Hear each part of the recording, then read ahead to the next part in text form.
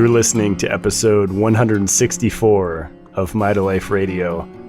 I'm your host, Matt Blackburn, and today I'm speaking with Jason Hommel. He wrote the book, The Copper Revolution, all about the safety and efficacy of supplementing copper. It's a really interesting read. Even if you don't plan on supplementing copper, the studies that he has in that book are incredible. A frequent guest on the show, as you know, if you're a listener, is Morley Robbins, the Mineral Man. And he really drives the point home that most people are copper deserts. And I think that's true. I think it's obvious that we're dealing with impaired brain function here on this planet. And everyone has their own theory of why that is. It's the GMOs, it's the chemtrails, it's whatever it is, the EMFs. But I think when you get down to it, it's really mineral imbalance. And very, very specifically, magnesium and copper deficiency. And then we can get into vitamin deficiencies like retinol, vitamin E, vitamin K2, probably too much vitamin D, which Jason also agrees with. And that's really a lot of it, because if you get those pieces down and you're aware that iron deficiency anemia is overblown and it's really iron overload, if you just get those little pieces down, then you could really move mountains very quickly with your health.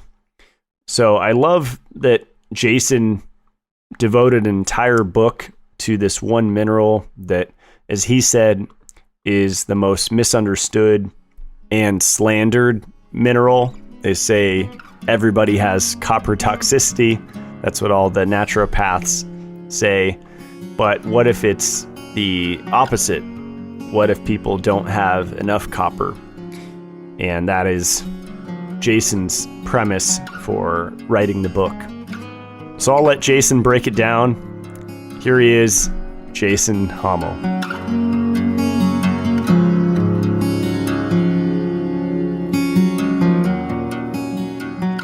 All right, we are here with Jason Hommel. Welcome to the show. Thanks, Matt. This is going to be a great show. Yeah, I'm really excited. I've been studying copper pretty intensely thanks to our mutual friend Morley Robbins, and it's one of those things that goes against the grain of the mainstream, I call it, alternative health movement, where they're recommending, D3 supplements, ascorbic acid, zinc, iron, fish oil, all the normal things. And when you tell someone that they might want to pay more attention to copper, they're almost emotionally triggered. It's really interesting to watch that. It is interesting. You run up right up against, oh my gosh, copper is toxic. In fact, my wife, we've been married now 3.5, 4 years. She said before she met me, she was cutting her copper tablets in half. There were 2 milligram tablets, and she didn't want to overdo it. And she looks back at that now and sees how silly that was. That's funny. What form of copper was she taking? Oh, probably just a copper bisglycinate or copper chelate of some kind. Just the typical copper pill that you can find anywhere. Wow. Yeah, when I started to learn about mineral balance, I used to go to people's houses for free back when I lived in Southern California and just look at their supplement cabinet, and the amount of people that take a multivitamin and a multimineral is unbelievable. And you look at just like a multimineral, and people don't realize that there's antagonists, right? So like, I've been trying to beat that into the heads of people that listen to my work. It's like things are connected to each other. Right. Even vitamins and minerals are connected, but there's all these connections. Yeah, the multiminerals and the multivitamins are some of the worst supplements you can take because everything is completely out of balance. And at the most, you're going to find 3 milligrams of copper or no copper at all, along with all these other copper antagonists in such large ratios against the copper that you're probably not getting any copper at all. or depleting your copper by taking those pills. Even if your body could digest them, in many cases you can't. They're just awful upon awful. Also, most of the multivitamins are made by all the big pharmaceutical giants, so there's a huge conflict of interest right there. Yeah, I have goats here. One's in milk, San goats. And the other day I went and was looking at loose mineral supplements because goats can't do salt licks like a horse. They have to have loose minerals. And I was looking at the bags that you could buy in town. And what's interesting is copper was way down the list. And before copper, sometimes there was 3, 4 antagonists. Ferrous sulfate, a couple different forms of iron. You had zinc, and then copper's way down the line. And I started to get this depressing thought that how much copper is actually in the raw dairy, that's praised recently in the health community as being like a cure-all. And people are doing raw milk fasts and all of these things. Even if it's, from a healthy farm, you really have to raise the animal yourself, or else you're just guessing that there's copper in there. So I actually have an answer for that. In the Wow. studies of my book, one of the cases of copper deficiency happens in humans. If human babies are fed only cow's milk, they often become copper deficient. Human milk has at least maybe 5 times more copper in it than cow's milk or more. So, yeah, cow's milk creates copper deficiency in infants. Wow. I wouldn't think that. Maybe the pasteurization makes a difference. But I know lactoferrin and ceruloplasmin in raw milk help to reduce the iron overload. That's something I'd like to talk to you about, the iron copper connection, which nobody ever talks about. It's just zinc and copper, but iron's not usually a part of the discussion. Well, I think Morley talks about the iron copper connection in his book, and I talk about it in my book as well. Iron indeed blocks copper, but fortunately, copper also blocks iron. But nobody takes enough copper to actually block iron.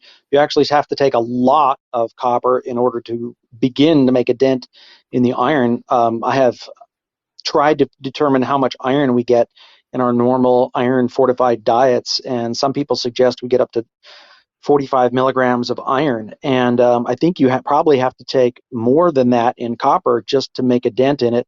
So I've been taking, 70 to 100 milligrams of copper a day for the last year. I've been on 30 milligrams a day of copper for the last 4 years. To my own experience, completely refutes the notions of copper being toxic at 2 to 3 milligrams. And I still haven't completely blocked my iron yet. I have read a case, though, in the literature where a man took 2,000 milligrams of copper every day for 4 months and finally developed anemia. So it might take that much copper to block the iron where it begins to be a problem. And I certainly don't advocate taking anywhere near those doses, or at least not yet. Wow. So you said 30 milligrams, and then more recently, was it 75 milligrams a day?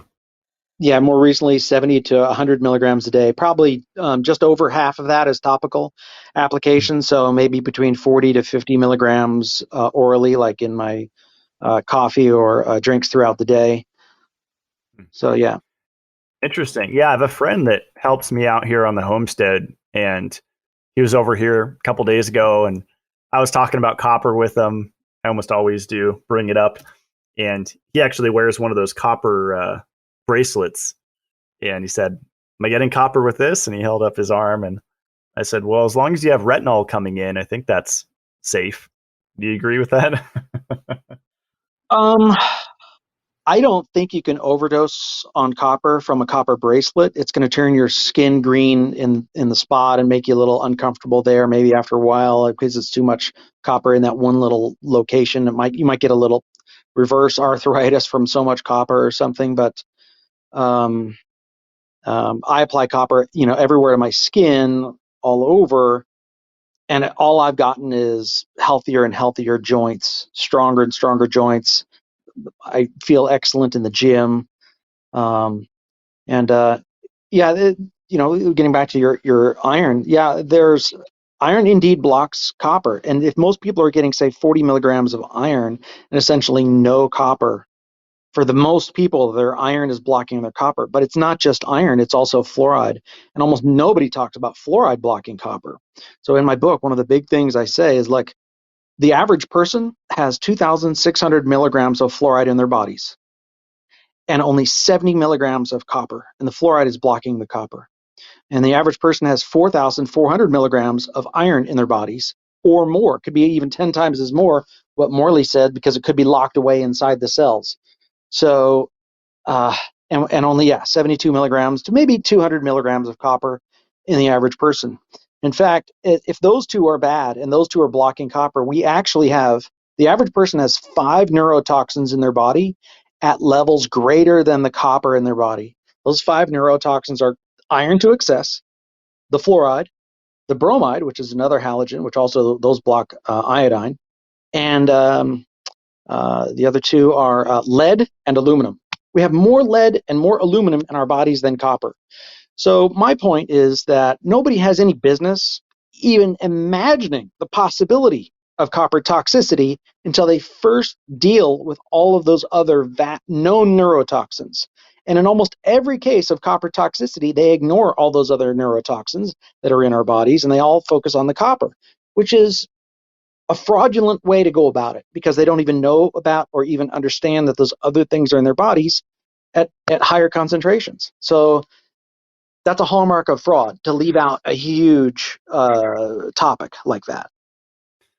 Yeah, it's a good point. And not a lot of people are filtering their drinking water, let alone their bathing water. I like that you brought up aluminum because that's actually a component of lipofuscin, that pigment that I talk a lot about, that combines with iron, estrogen, and highly unsaturated fats. But yeah, I've heard melted cheese is loaded with aluminum, and anytime you eat out these processed food, you're just going to get it. You can't avoid it. Have aluminum. Yeah, pancakes have aluminum. Bread products have aluminum. It's wild. Antacids have aluminum. The vaccines have aluminum and mercury, by the way. Still, they didn't take that out. But there are a lot of exposures. You know, I am old enough to know that they used to put lead in gasoline, so we'd get it in the air we breathe. And feminine products, like I think lipstick had lead too. Oh yes, that's right. You know, there's this thing going around, vitiligo. If you look it up, women will develop white patches on their skin right around the eye and mouth area. Why? Because they're applying toxic makeup that is depleting them of copper. And it's the copper that we need to create the color in the skin. So this is why vitiligo shows up right where women apply their lipstick. Wow. So backing up a little bit, let's get into how you got into studying copper. Like, how did you get into studying it, and when? That's a good question. I will go all the way back to business traumas, which led to alcoholism, which then led to rehab. And then a year out of rehab, I still had horrible arthritis and I wasn't getting better. And I thought for sure by cutting alcohol out of my diet, I would get healthier, but it was worse. And I was like, what in the devil is going on? Why am I in such horrible pain? So I had to figure that out. And that led me to green smoothies and stretching, which helped tremendously. And it got me about 90% cured of my arthritic pain. But I wanted to make sure that overdoing too much of one thing wasn't going to hurt me. And so I looked up the drawbacks of greens.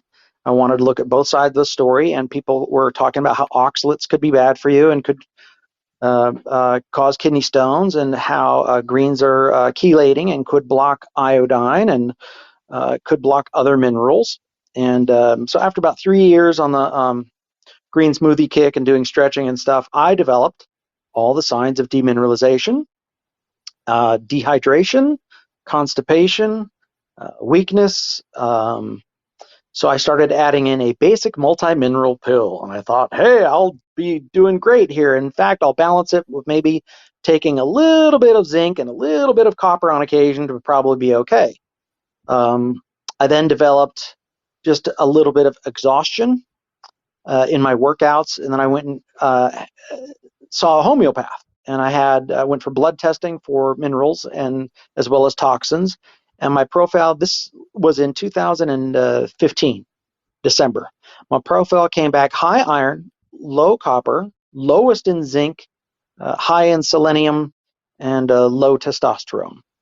And I'm like, wait a second, I'm working out. What's going on here? I started taking zinc immediately because I had to fix the low zinc, of course, not knowing that I was making my copper levels worse.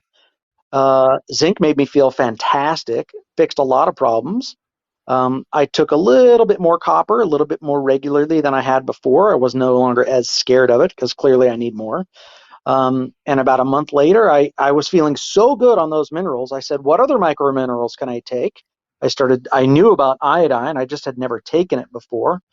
But I knew that the greens could have lowered it. So I took iodine, and iodine changed my life. Changed my life. Iodine is the best thing, or at least it was for me, because greens could block iodine. So literally on the first drop of iodine, I was having some suicidal thoughts before, which also could be from low copper. And my suicidal thoughts, which were almost continuous, dropped to nothing from my first drop of iodine. I could consider all my thoughts of trauma without getting mad, which was incredible increased brain control. So I was just high iodine, high iodine, high iodine. This is the best thing. And then after a while, I was doing some consulting with a woman who was concerned about a bleeding disorder. And she wanted to know why I didn't have any bleeding for an entire year. And I said, well, it might be because I've been taking copper at 3 to 9 milligrams. And she pointed out that, yes, copper stops bleeding. I did not know that about copper, but I was just taking it for my copper deficiency, right? And her problem was she didn't want to look at the side effects of her medications. And one of her medications side effects was bleeding. So when we're told to take a medication for life, we kind of want to have to put our head in the sand, and that's what she did. So it's very important not to put your head in the sand, right? And ignore information. So I had a renewed appreciation for my copper because it helped me stop lifelong nosebleeds as well. But upon thinking about it, I decided to experiment because I really didn't like the copper. I mean, I really don't like having to supplement, but it's better than being deficient. So, and I noticed that it was always making me a little nauseated. And I had also recently learned that vitamin D is used in rat poison. We shouldn't be taking vitamin D. So I had stopped the vitamin D, and I'm like, well, let's just see if I can stop copper. Let's just trust my body's instinct. It's always making me nauseated. I'm sick of it. I'm just going to stop taking it. I think I fell into about an 8-month brain fog of just going through life and getting worse in various ways. Gosh, brings us all the way up to about 2017 or so. And then I find my way back to copper because I was getting nosebleeds. Again, I was excessively sweating. I had fainted once and hit the ground. That's a symptom of copper deficiency. I wasn't writing very much, another symptom of copper deficiency. Very tired after workouts. I couldn't recover as well. There were a few more things, like little joint pains here and there that wouldn't go away, like nagging neck pain and things. So anyways, I found my way back to copper, really liked it. And this time I wanted to take more than 10 milligrams a day because I knew it was so powerful. And I also realized very quickly that 10 milligrams, at 10 milligrams of copper, I still had some copper deficiency symptoms. And so I decided to research further on why we're not supposed to take more than 10. Where's this tolerable upper limit come from? What's the basis for it? And I wanted to really know at what levels copper is toxic, and I couldn't find satisfactory answers to any of it. What I found was that at 10 causes no liver damage. Well, that wasn't a satisfactory answer to me. I want the some liver damage level, damn it, right? Because I was an alcoholic, and I can tolerate some liver damage. What's the some liver damage level, right? I mean, we all take aspirin and Tylenol. That all creates liver damage, even one. So what's what's a little bit of liver damage level? And you can't find the answer to that question because nobody's ever studied giving people copper enough until the point where some liver damage develops. That's never been done. It's never been done in a single study ever. The most that's ever been done is they've given people up to 20 milligrams of copper, and the subjects are perfectly healthy. So where does the idea of liver damage come from? Why do they think that that is what needs to be avoided? That's another great question. They've got it from somewhere. And the answer is that when people in India take 20,000 milligrams of copper to kill themselves, okay, the way they often die, not always, but the way they die, and it's only 15% of the time they die when they take 20,000 milligrams in doses where they're intending to kill themselves. Sometimes it's liver damage, and other times it's kidney damage. And this is because maybe they're overloading their detox organs with so much detoxifying copper, because not even that much copper is really all that deadly. Sometimes people have even survived doses 10 times higher than that, 200,000 milligrams of copper, and people have still survived. So that's crazy. So where's the some liver damage level? And you keep on reading, and I found that finally the some liver damage level is because some animals can develop liver damage at the end point. Great, what's the end point? You follow it up, and it's when they give animals 5,000 milligrams a day. They will sometimes get overpowered and then develop liver damage. So really, that's the endpoint of liver damage, is the animals at 5,000 milligrams. That shows how safe copper is. It doesn't say that we're going to get liver damage at 11 milligrams or 20 or 30 or 40. They've just never studied it. And in fact, if you look at the government's document where they came up with the 10, they said we should really study higher levels of copper to determine, what we could really. And they've never done it since 1993, which is now 28 years. They've never done further studies. So, there's a couple other little examples about the liver damage. A couple other. I have to address these two. And this is a very long answer to your question. I know you asked me one question. I love We're getting to a lot of topics here, and I know you have questions. So two more subjects, because I don't want to oversimplify. They have one guy in one case study where the headline is, a man who took copper caused liver damage at 30 milligrams.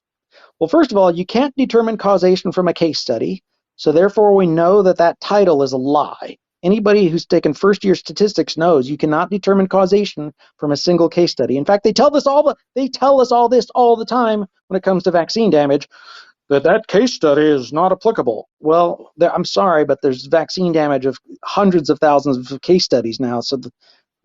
And besides, hey, the vaccine damage, that's a before and after. I don't want to get into that. I'm going to skip that. Sorry. I didn't even go there. The other liver damage that's seen is in children in India who drink milk out of copper pots that's boiled by their mothers. That's a very weird situation because, first of all, they're likely impoverished. Second of all, if they're boiling the milk, it could be that they're feeding their kids spoiled milk for cheap or something. And it's thus completely inapplicable because it could have super high bacterial counts, and then they kill the bacteria off, and they're eating dead bacteria, and that could be causing the liver damage. And furthermore, they're only getting maybe 3 milligrams of copper in those diets from the copper pot, so it's not even enough copper to cause the liver damage, so we get to toss that one out too. So you asked me, how did I get into this? I got into it because there's no evidence that we shouldn't be taking high copper, and I feel great when I take copper. So that's how I got into it. I love it. Yeah, we had kind of a parallel path because I was raw vegan, really strict for about 4 years, and I was green juicing at home. Yeah, I lasted 3 years on high smoothies. Wow. Yeah. Did you ever get into the green juicing? Because I know that's like lighter than the smoothies. That's what I was mainly into. Yeah, I like the juicing, but it was just too expensive at $10 a juice. Yeah, I was working like minimum wage jobs, and I was like putting half my paycheck into buying organic produce to juice. I think I was drinking juice 4 to 5 days a week for a couple of years, homemade, which was like another job. But what you said really resonated, where you said you fainted and hit the ground, because I remember in my vegetarian and vegan days, I was so airy that I think I ran red lights a few times. I was just reckless driver, would knock into stuff. And I look back and wow, that was probably copper deficiency. I mean, because I was slamming greens nonstop every day. Well, it could be iodine deficiency too, and a combination of other minerals. Mm-hmm. Yeah, and B vitamins and who knows what else. That's exactly. Yeah, and you said the brain fog. That's actually why I got into health. Is I was tired of having brain fog, and so that sent me on this whole journey, and it's led to copper, which is pretty cool because I feel like that's kind of the ultimate brain defogger, right? I think iodine and copper and maybe B12, all three of those are very, very powerful nerve healers and nerve regenerators that get our brains going again. Yes. Hmm. Yeah, yeah. The iodine thing's interesting because I used to do the Lugol's iodine, then I think I switched to Nascent, and I was just putting it on my wrist, and I never felt anything. And I think just for a very short time, I was putting a drop in a shot glass of water. So you just take it, you take it orally. So I'm familiar with the high iodine protocol and from the iodine doctors, and I don't think you were taking enough iodine for it to have much of an effect, or maybe you weren't severely deficient like I had gotten. But the iodine doctors, they recommend 50 milligrams of iodine. They say that it takes a year at 12 milligrams to reach iodine sufficiency, which is defined as whether or not a person will urinate 90% of the iodine intake, and the body will no longer hold on to it. Like an iodine deficient person will hold on to 50% of the iodine initially taken, whereas somebody who's sufficient will excrete 90% of it. So they look at that 90% excretion as evidence of iodine sufficiency. It either takes 1 year at 12 milligrams or it takes 3 months at 50 milligrams to achieve iodine sufficiency levels where you'll excrete most of it, which is considered a good thing because then your body's no longer starved for it and holding on to it. And there's very good reasons for taking lots of iodine because it acts as a wonderful detoxer of 5 or 6 toxic heavy metals, including fluoride and mercury and aluminum and arsenic and lead and a bunch of them. So just for its detoxification effects alone is very good because fluoride, if it's lodging in the thyroid gland and the iodine feeds the thyroid gland, by eliminating fluoride, improves our health in so many ways. Uh, Iodine itself also acts as an anti-cancer agent. I mean, there's a list of 180 health conditions caused just by fluoride, toxicity, and iodine deficiency. So when you get the iodine in, and it also helps to detoxify bromide, that other one which I mentioned earlier. So yeah, I just don't think you were taking enough to get a huge effect, but I realized that the iodine was causing a copper deficiency in me. And I found later through other studies that copper comes out in the sweat and iodine helps you sweat more.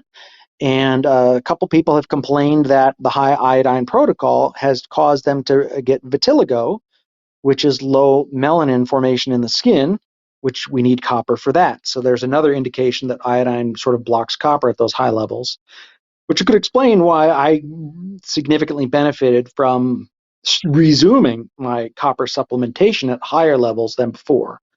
Also, I take several other nutrients that could also be blocking copper because I like vitamin C.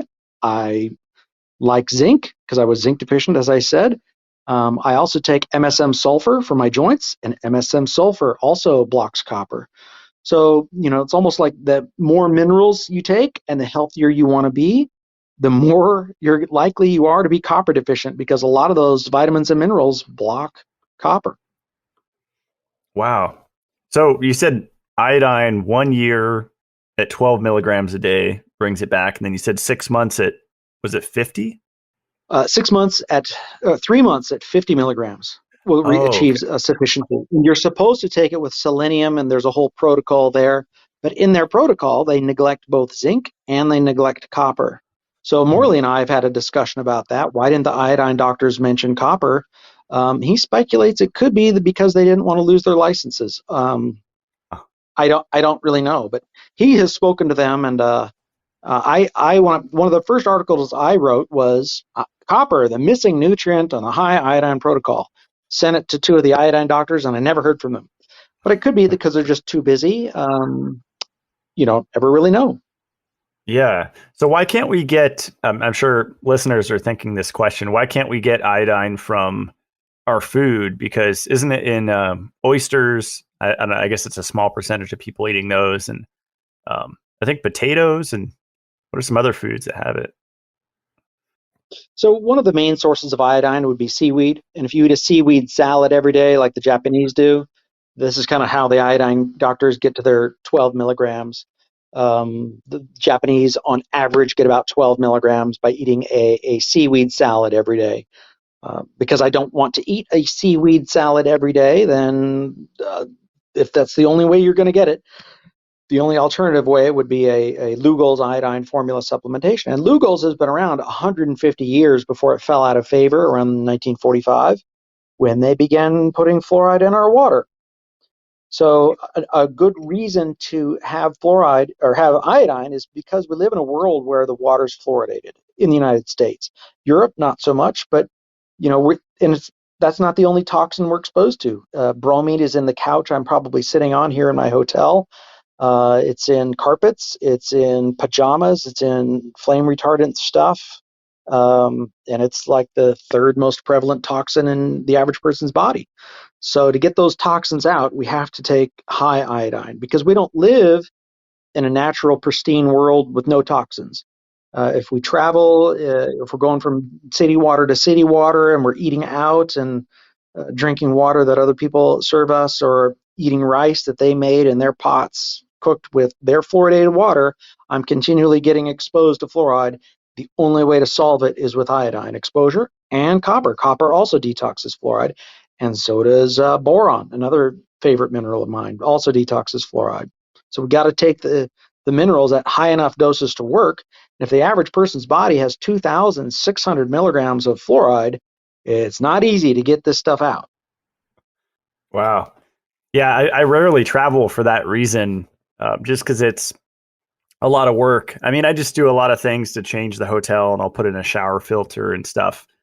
But even with the shower filter, Wow, uh, the basic that's ones won't dedication. remove the basic shower filters. Your $50 one, whatever. It's not going to remove the fluoride, let alone the industrial grade fluoride, which is the hydrofluorosilicic acid. Uh, so, yeah, I think it's smart if you travel a lot or, like you said, all those situations to take things that kind of buffer that exposure. I think we forget how much we absorb through our skin, right? Well, and it's not just those obvious toxins. There are a lot of unobvious toxins, if that's the word to use. They say that the average baby now is born with 300 to 600 different toxins, chemical toxins in their system that are just everywhere in the clothes that we wear. So many different products. It's in the air. It's in the public water. It's not just fluoride in the water system. It's everything else. Um, they feed fluoride to chickens. If you eat chicken meat that's processed by Tyson Foods, they so public water supply is 0.7 parts per million fluoride. Chicken feed is 130 parts per million fluoride. Wow. Jeez. Yeah, I'm grateful to live somewhere more rural because there's a lot of iron in it. I know that. My first Idaho house had two 20-inch, I had a whole house filter and two big blue 20-inch sediment filters were completely caked brown from the iron. And I know that's a big Wow, issue in rural areas. So, and, you know, we still have issues, even if you move out of the city, it's just different kinds of issues. Right? that's right. But wild, yeah, boron. That's one that Morley I think recommends in his protocol. And what is it? It's like 3 milligrams a day. It doesn't, or I guess that's the average serving size of your boron supplement. So one of the large boron advocates in the 60s, he recommended 20 milligrams, but your average, but he would cycle on and off because it would cause him a little bit of anxiety. Uh, but so he would cycle, say, 20 milligrams a day of boron for a couple of weeks, and then no boron for a couple of weeks. And so I did that for a while. They say that the average person in Israel has no arthritis, and they get about 8 to 11 milligrams of boron a day in their diets from their soils and their plants. In the United States, we get about 1 to 3 milligrams of boron, and most boron supplements are sold as 3 milligram pills. And we have about 30% incidence of arthritis here, but also we have the fluoridated water, and fluoride causes arthritis. In Jamaica, they have very low boron soils in the country, some of the lowest boron soils in the world, and almost everybody has 70% have arthritis in Jamaica. It's really bad. So boron is a good big anti-arthritis supplement, and I've experimented for a while. I just took 100 milligrams a day for the longest time, and I'm back down to about 50 milligrams a day. Anyways. Wow, that's amazing. Yeah, I remember there was a study called "Nothing Boring About Boron." It's like a PubMed study. It's That's pretty right. interesting read, and I know it's required for testosterone production, right? And a lot of things, and I think holding Well, on to it's magnesium. thought to be required. It's thought to be required for testosterone production, and it makes sense that it would be because fluoride kills testosterone production. So just in removing fluoride alone, you're probably going to get at least some boost of testosterone. I think they've had trouble replicating that study, and yes, it helps us to hold on to magnesium and calcium, and if it regulates those better, and magnesium also gives us a slight testosterone boost, but that's, I think, harder to show also. Mm. Did you ever look into lithium? I think I found it through John Gray, kind of like the relationship coach guy years ago. And I was experimenting with lithium orotate. This was probably 4 years ago or so. And that's one you have to be really careful because they use, I think they use lithium for bipolar meds, right? It's like a song about it. But the natural form, it does act as an antidepressant. It's involved in energy production, but I know too So much of it in drinking water makes people crazy. interesting. Yes. So I've experimented with lithium orotate. I took it on and off for a few days. I didn't like it. I felt like it just buzzed my brain wrongly. I read that you're not supposed to take it while you're on iodine. I'm like, yeah, I don't really follow that data there, so I just decided to experiment. When you take it yourself at 5 milligram doses, it's very low dose compared to the lithium salts that they give to bipolar people. Um, Again, I just didn't like it. I didn't feel like it was doing me any good. So I think sometimes people try to break new ground into new minerals because they want to discover the next iodine, but things don't live up to the hype. And I think lithium is probably one of those. Yeah, I was pulsing it. I don't know if it was safe, and this is absolutely not medical advice or recommended, but I feel like I was taking, I think, 50, 60 milligrams a day, and I was pulsing it, kind of like the boron thing you're talking about, for a week here, a week there, and I did feel a lift. It seemed like a stress buffer, but I think it's so individual, right? And this is kind of a good lead into, well, how do I know I'm deficient? What if I have too much copper or too much iodine or too much boron? I know a lot of people are getting like HTMA tests, hair tissue mineral analysis, and you have the full Monty iron panel. And I hear that these aren't full pictures, right? They're just kind of like snapshots, and they're not the whole picture. It's kind of hard to get a accurate breakdown of your mineral status, isn't it? It is. So in my book, I've quoted studies where they have shown that, well, so copper blood testing, of course, is going to be far more reliable than in the hair, I think, first of all. Very little copper comes out in the hair. They can accurately measure amount of copper in the blood, but just because a person's copper in the blood is high does not mean that a person is actually high in copper, because in pregnancy, the amount of copper in the blood will double. So it goes up 100%. And that's because baby needs copper to grow and thrive. So, in fact, babies have 5 to 10 times more copper per pound in their bodies than adults do. and they go through enormous fast growth, and that's one of the things copper does. It's important for growth, and it's important for the growth of nerves, and baby's brain is developing. So, copper deficient babies, they don't thrive. In copper deficient moms, you've got more miscarriages. So if copper is doubled in the blood in pregnancy, okay, and for growth, you can't just say copper in the blood being high is therefore evidence of toxicity, because if I were to be a copper toxic advocate, I would have to say nonsense stuff like, well, since all babies are born copper toxic, this is why they can't speak. It makes no sense. Okay, I mean, babies have 5 to 10 times more copper. It's because they learn languages faster than we do. Let's be honest, right? I mean, babies are smart, and um, look, if I had to take more than 10 milligrams of copper in order to feel right, I searched the safety diligently, and I know that copper toxicity starts at 20,000 milligrams. So unless you're going around and eating about 20 pounds of liver every single day, then you're probably not copper toxic. In fact, you couldn't get copper toxic by eating the number one most copper heavy food. If that's all you ate, you still wouldn't be copper toxic. So therefore, anybody who thinks they're copper toxic has simply bought into the lies of the hair tissue mineral analysis people who preach that.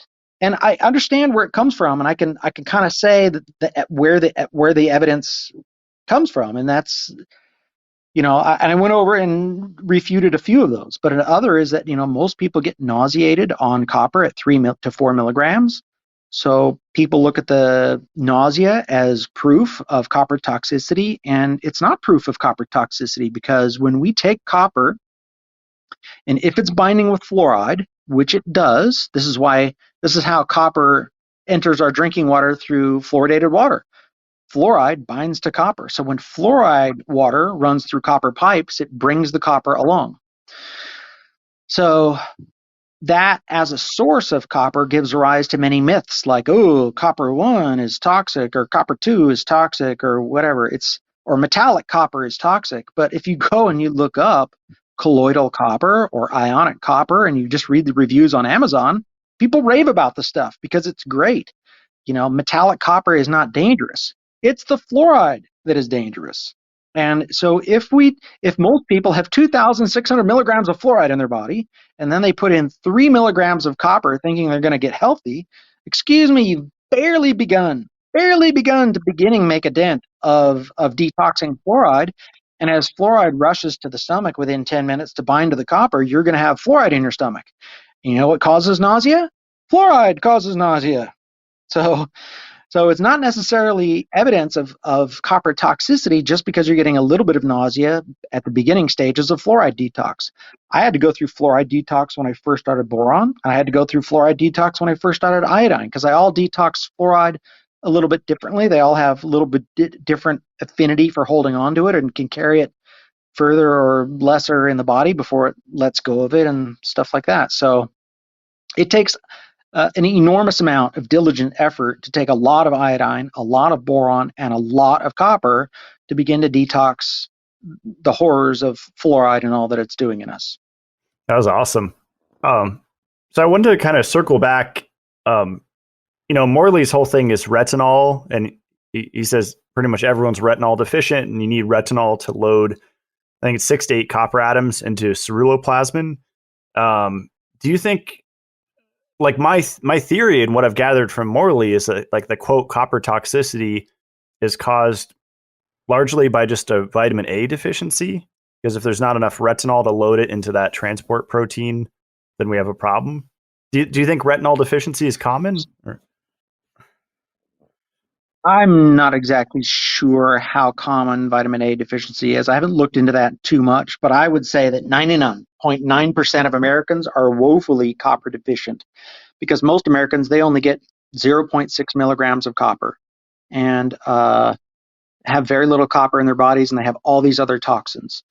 So it's almost impossible to be copper toxic. So what is this copper toxic that people are talking about? What is it?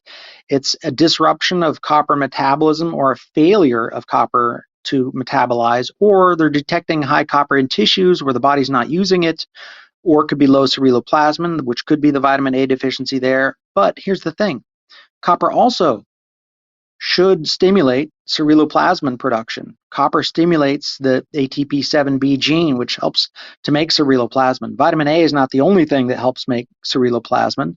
Intense exercise helps make ceruloplasmin. As you've discovered, there's ceruloplasmin in milk. There's, babies need copper, and it is in human breast milk.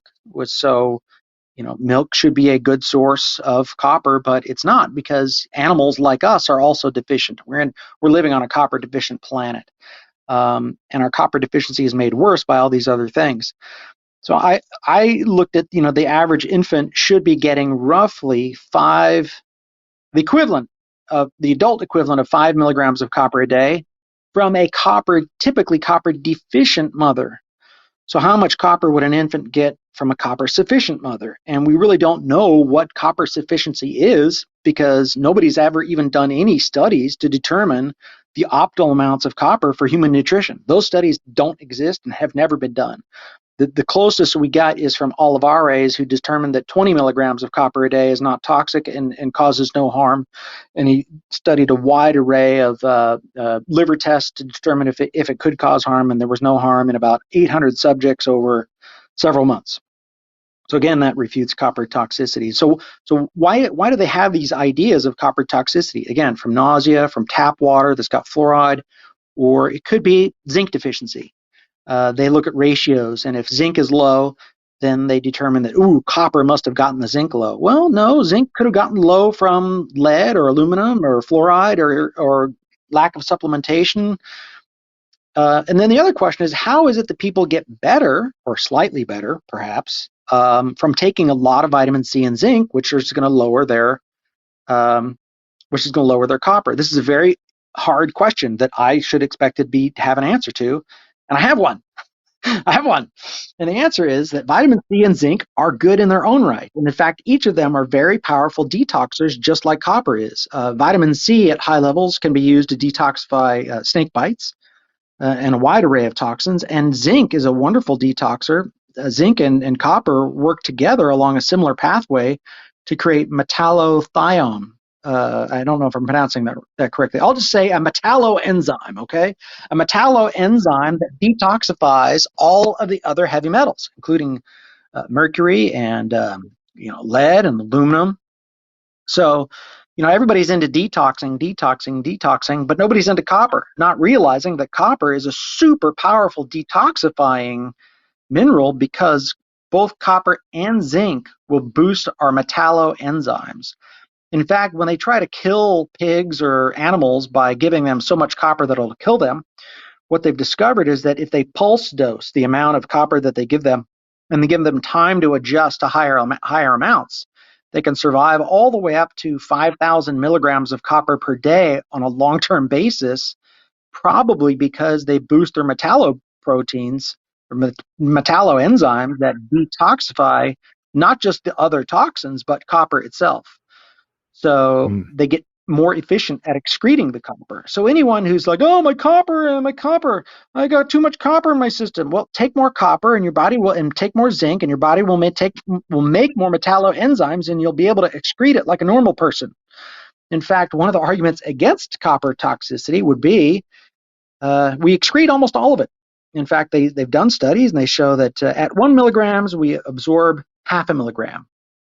And at 10 milligrams, we only absorb 1 milligram. In other words, we're excreting 90% of it at 10 milligrams. Well, excuse me, if we're excreting almost all of it, how's it going to build up and be toxic? They're deficient, and they don't have the capacity to metabolize their copper. That's the problem. And of course, what really throws a monkey wrench into their copper metabolism? Too much iron, too much fluoride, as we've gone over. So the answer is copper itself. Copper fixes the problems with copper. All these copper toxic people, they just need to take more copper, and they fix the problem. That was fascinating. I know it sounds a little crazy when I say that. That's how it works. In fact, there's very specifically, I want to get to the studies. They've shown that people who have high copper in the blood but have copper deficiency symptoms, one of which is heart disease, they give them copper, copper in the blood goes initially higher still, and then finally the tissues get enough copper. And then finally the copper levels in the blood can come down while the tissues get enough. And then they start reversing conditions of heart disease. In fact, copper is so strongly associated with heart disease, there are up to 80 similar biomarkers of copper deficiency in animals and heart disease in humans. 80 similarities. That's crazy. And I'll go through a few of them. That is high cholesterol, high calcium, cholesterol and the calcium blocking the arteries, weak collagen formation in the heart itself, valves that aren't working due to low collagen, all sorts of hormones out of balance. This is amazing. Okay, we have all been told our whole lives cholesterol in the heart is bad. Cholesterol is going to kill us. Well, what is cholesterol? Cholesterol. It's a steroid. What have we been told our whole lives is good for us? Testosterone. Testosterone builds muscles. Well, the body with copper will convert the bad cholesterol that's lining the arteries of the heart, convert it into testosterone to make our muscles stronger, including the heart. So, I mean, copper fixes so many problems when you look into it. It's amazing. That's fascinating stuff. I loved all that. Yeah, a person I just interviewed, Paris Hodges, she's gone through Morley's program, and we were talking a little bit about copper and zinc, and she had an interesting point going back to what you said a few minutes ago, how zinc is important too. She said zinc jumps in when copper is deficient, and I never thought of that before, like to help mitigate some of the oxidative stress. So actually having low copper could deplete your zinc because it's jumping in to do all these functions. Thought that was kind of interesting. Interesting, right? We need both of them, and we need both of them in similar ratios. I'm often trying to determine the optimal ratio, but I pay attention to it back and forth. I am not just a high copper one trick pony guy. But my subtitle, my book is what is the subtitle? Healing with Minerals. So, the copper revolution, healing with minerals. So, like I've mentioned many minerals in this book, and I'm always paying attention to the zinc. And for me, I feel that if I don't have enough zinc, I don't sleep quite as soundly. Slightly, a little bit of insomnia will kick in, or there are some other things, but those are personal. But zinc, I'll say zinc boosts testosterone, and you can feel it. All right. Yep. And you posted an interesting thing in your Facebook group, I think it was yesterday, about oysters, because those are pushed pretty heavily and promoted in the metabolic health community. And I feel great when I, slonk down, a dozen raw oysters or whatever. But it might not be something daily you want to do, because what you posted is that they're higher in zinc than copper. Is that right? So there's about 15 to 18 times more zinc than in copper in oysters. And what's interesting about oysters is that in my book, I said, look, they're the second highest copper food out there. The highest is liver. Liver is 64 milligrams per pound. And nobody ever eats a pound of oysters, but I like to keep my units similar so you can compare. There's roughly 30 milligrams of copper per pound in oysters. But again, I know nobody eats a pound, but relatively speaking, you're getting half the copper. However, yes. So the study I posted in my group was a woman who, this case study, a woman who took oysters every day for 5 years, developed severe copper deficiency to the point where her nerves were demyelinating. So it's another thing copper does. It helps build the myelin sheath around our nerves, so our nerves work better. So you can think faster, have deeper, better insights, all the rest. So even though oysters are the second highest copper food out there, the amount of copper is negligible because it's so overpowered by the zinc, which is important because how much zinc is it? It's 15 to 1 or 18 to 1. Yet what do all these zinc to copper ratio advocates say? They all say 15 to 1, 15 to 1. So in other words, the zinc to copper ratio advocates are really advocating for copper deficiency because that's the result of what they advocate. Because I think Morley pointed this out, and I haven't quite been able to confirm it yet, but he said that the metalloenzyme has a preferential desire to kick copper out first before zinc. 1,000 to 1, it will deplete copper over zinc, the metalloenzymes.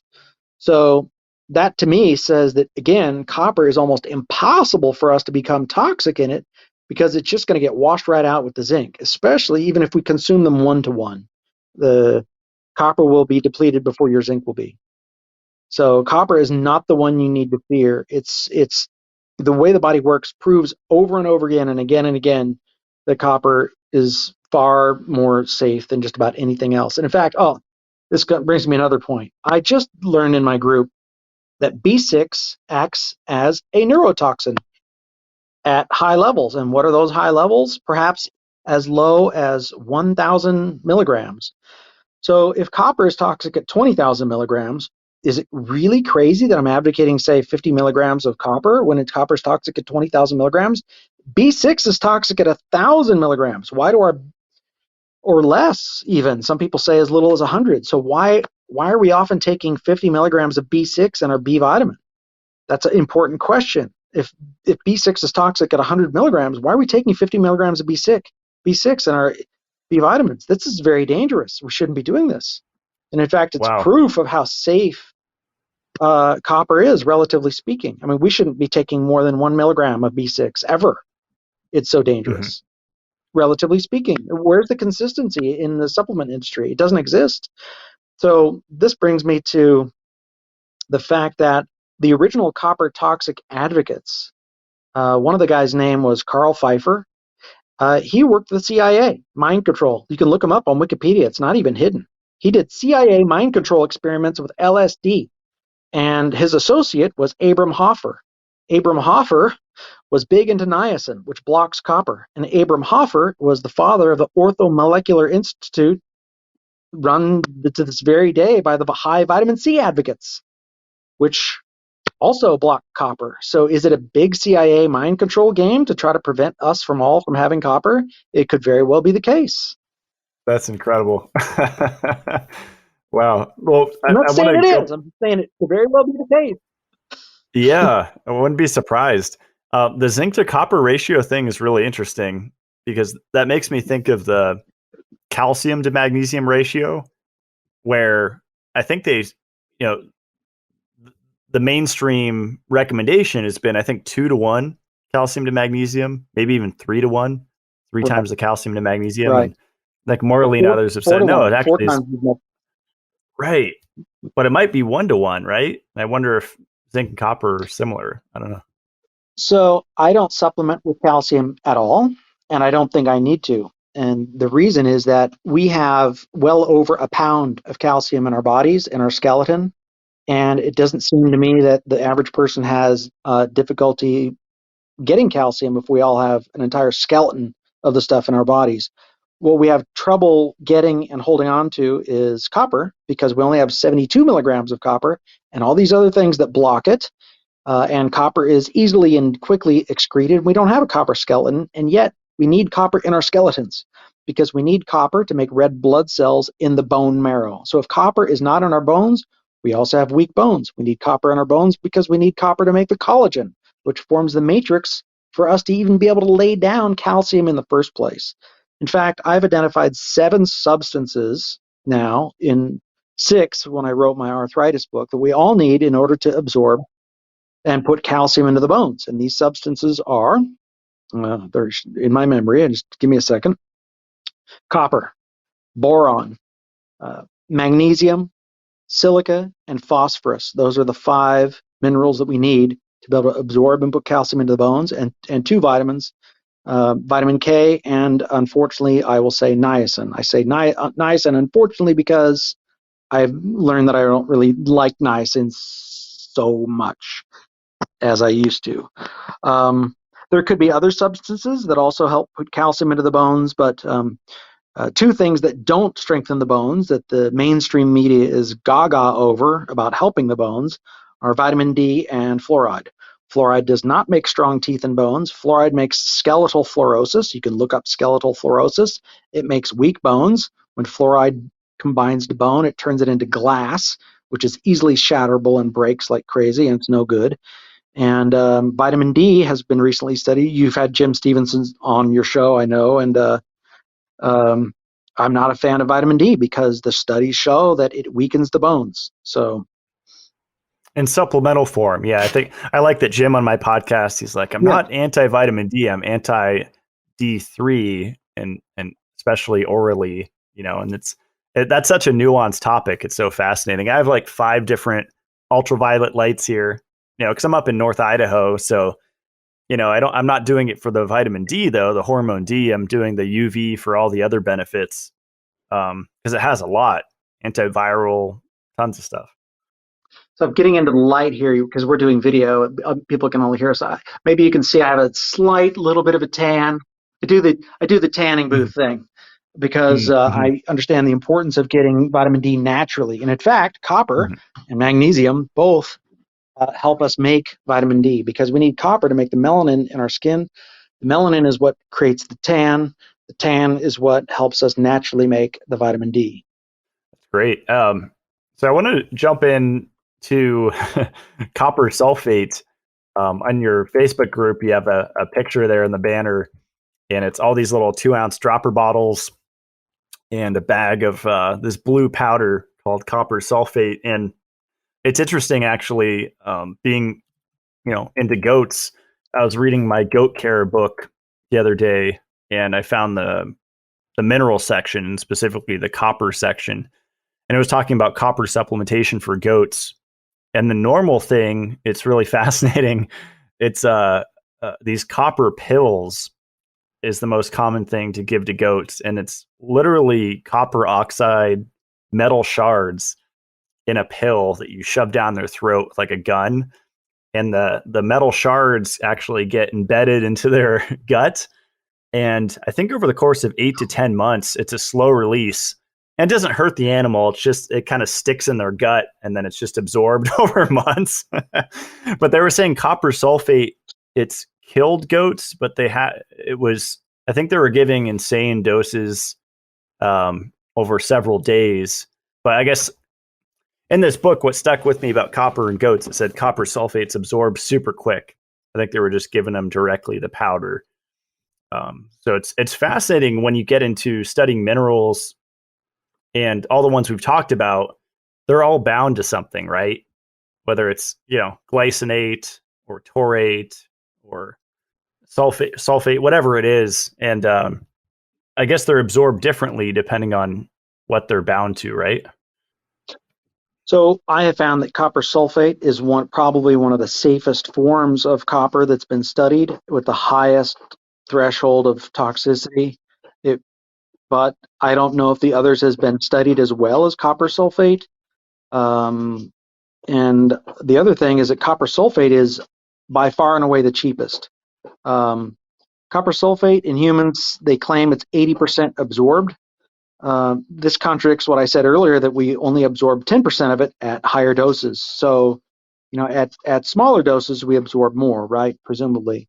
It's where they get the differing factors. Copper glycinates or copper bisglycinate, those supplements that you buy for $10 to $60, those are 85% absorbed.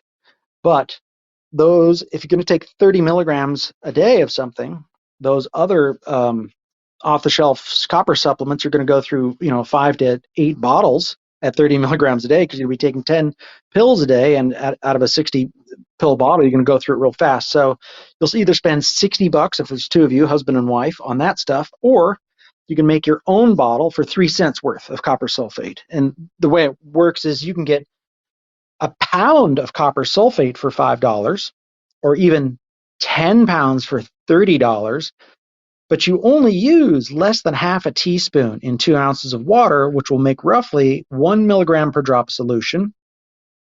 So you can know how many milligrams you're getting, and we put it in our coffee and do it that way. And it's 3 cents a month.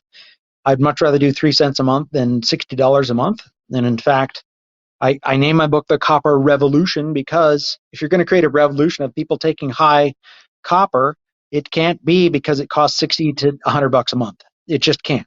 But at 3 cents a month, it's affordable for everybody. Nobody's getting rich. Nobody's earning a huge royalty here by promoting copper. All I have is basically my book. And, the book is as cheap as $10 if you buy the ebook, which is a little superior because you can follow all the links. But Most sales are hard copy because people are probably afraid of it getting censored or blocked. Because we just live in the censorship era, and people can see that this is a level of truth they've never heard before, and they want it. In fact, I have a feeling people are buying multiple copies because that's what happens. They look at the sales spikes, and it's like, ooh, why did 6 books sell today and none yesterday? That's awesome. Yeah, years ago, I was making my own colloidal silver, and now I only believe in it topically for the most part, maybe first aid and things. But I had the, pure silver wires, 99.999%. And I would distill my own water. I did it in the dark in a cabinet. But I remember during that time, I bought copper wire, and I'd watched a video, and there are videos on YouTube. I'm not sure if you've seen this, Jason, where people are running an electric current through copper wires into like distilled water to make their own copper supplement. And one of the copper wires will kick off. One's positive, one's negative. One's going to kick off some copper ions into the water. Have you ever seen that? I've seen both, and I've made my own colloidal silver. I did that for a while and drank it by the glass full. And initially, it seemed like it was really, doing something for me, better energy. Because when you kill off the critters, you're gonna go through a little bit of a detox, and then afterwards, you're like, this is great, breath of fresh air, and then it stops working. And maybe one of the reasons why colloidal silver stops working is, as Morley said, it can block the copper. So it could have been one of the ways why I ultimately became a little bit more copper deficient than the average person. We do have this instinctive ability to say, this isn't right, I should stop, or I'm just not getting the results I need, so I should stop. And in fact, I just told you earlier about how B6 is a nerve toxin, right? So I know magnesium's good for us, right? And I have this Ultra Mag, has 5 different forms of magnesium, and I thought I was so smart. And it was just yesterday I looked again at my ingredients and saw that it has 30 milligrams of B6 in it. And this could very well explain the reason why I find it so darn hard to go back to that Ultra Mag, because it just doesn't feel right in my body like it's supposed to, and I'm just not getting the benefits because freaking nerve toxins there. Damn it! What are they doing to us? Right. No, that's fascinating. Long. Yeah, I know. I came from the nootropics world, and they, one I used to take had like literally, no joke, 50 ingredients, and I think there was like a step 2 which had another 50. So I was literally taking 100 different substances at once, and so now I try to simplify with supplements, and the ones I make or the ones I buy, I just try to get isolated, not a million ingredients in it, so I could kind of identify what's doing what. Yeah, I got into colloidal minerals again, probably back in my early 30s, which is now almost 18 years ago, because I wanted to get everything, right? But the amounts you're getting of all of the micro minerals are it's next to nothing. So, there's also magnesium oil, right? Because it contains everything in the sea. But the vast majority of it is magnesium in magnesium oil. And then the second ingredient is sulfur. And then the third ingredient is so small, it might as well not even be there. So, you look at these, concentrates minerals, right? Well, concentrates is nothing different than magnesium oil. It's wild the way they rebrand stuff, except the concentrates minerals is often $30 and the magnesium oil is often $10. So just by changing the name and saying, hey, you're going to get everything, they managed to mark it up. So this also attracted me to writing the book when I realized that I could, promote something that's literally 3 cents, because it's not going to break anybody's bank or be difficult. But let me tell you, I kind of didn't quite get to this question. You said, what really got you into it? I wrote my first book was an arthritis book. And in my arthritis book, my largest chapter ended up being on copper. And as I was finishing up this chapter on copper that was 27 pages long, I hit a realization. And the realization was this: every major disease that we die from has a component of copper deficiency in it, whether heart disease or cancer or sepsis or I was like, wow, it must be that copper's only bad for the liver and the kidneys. That was my initial impression, not only a year ago, because those are the things that people die from if they take too much copper. But I looked into it and I said, well, how dangerous is copper deficiency to liver and kidney problems? And of course, copper deficiency is linked with the liver and kidney problems. So really, copper heals at proper doses, heals both liver and kidney problems too. Blew my mind. That's so for the last year, I have been writing this copper book like a man possessed, going, I have to get this information out there. I have to write it and get it out there so it doesn't just die on my computer in case something happens to me. Sometimes things are so important. So I didn't really even spend too much time promoting my first book because I had to write the second book. The second book is so important. Humanity needs it. Because literally copper cures just about every single thing that people die from. And that blew me away. Blew me away. I mean, I didn't go setting to try to prove it. I don't care what it takes. I'm just going to make the data fit. It was, wow, this is crazy. How did it do this? But yeah, your book's loaded with links to clinical studies. It's amazing. Like every page has just tons of studies in it. Yeah, I recommend it. It's awesome. Thank you. One of the things I discovered in my studies is that other people will cite studies that don't say what they claim to say. So in my book, I don't just footnote something and make the claim. I quote the exact paragraph that I'm looking for that says what I need to say. And sometimes maybe I overquote a little bit, right? But I put it in quotes, I show my source, and it's not just, and it's a linkable source. So if you buy the ebook, you can click and get to it instantly. Because I can't tell you how many times where the government will say, oh, well, here's the proof that copper's toxic greater than 10 milligrams. And you go follow the link and no, the study shows that animals die at 5,000 milligrams. The study does not show what you wanted it to show. It disproves what you're saying. Yeah. I've found looking back for really controversial studies that you can't find them. Even on the websites, where you plug in the ID and you could, pull up the whole study. It's just, they're wiped from the internet. That's happened to me multiple times.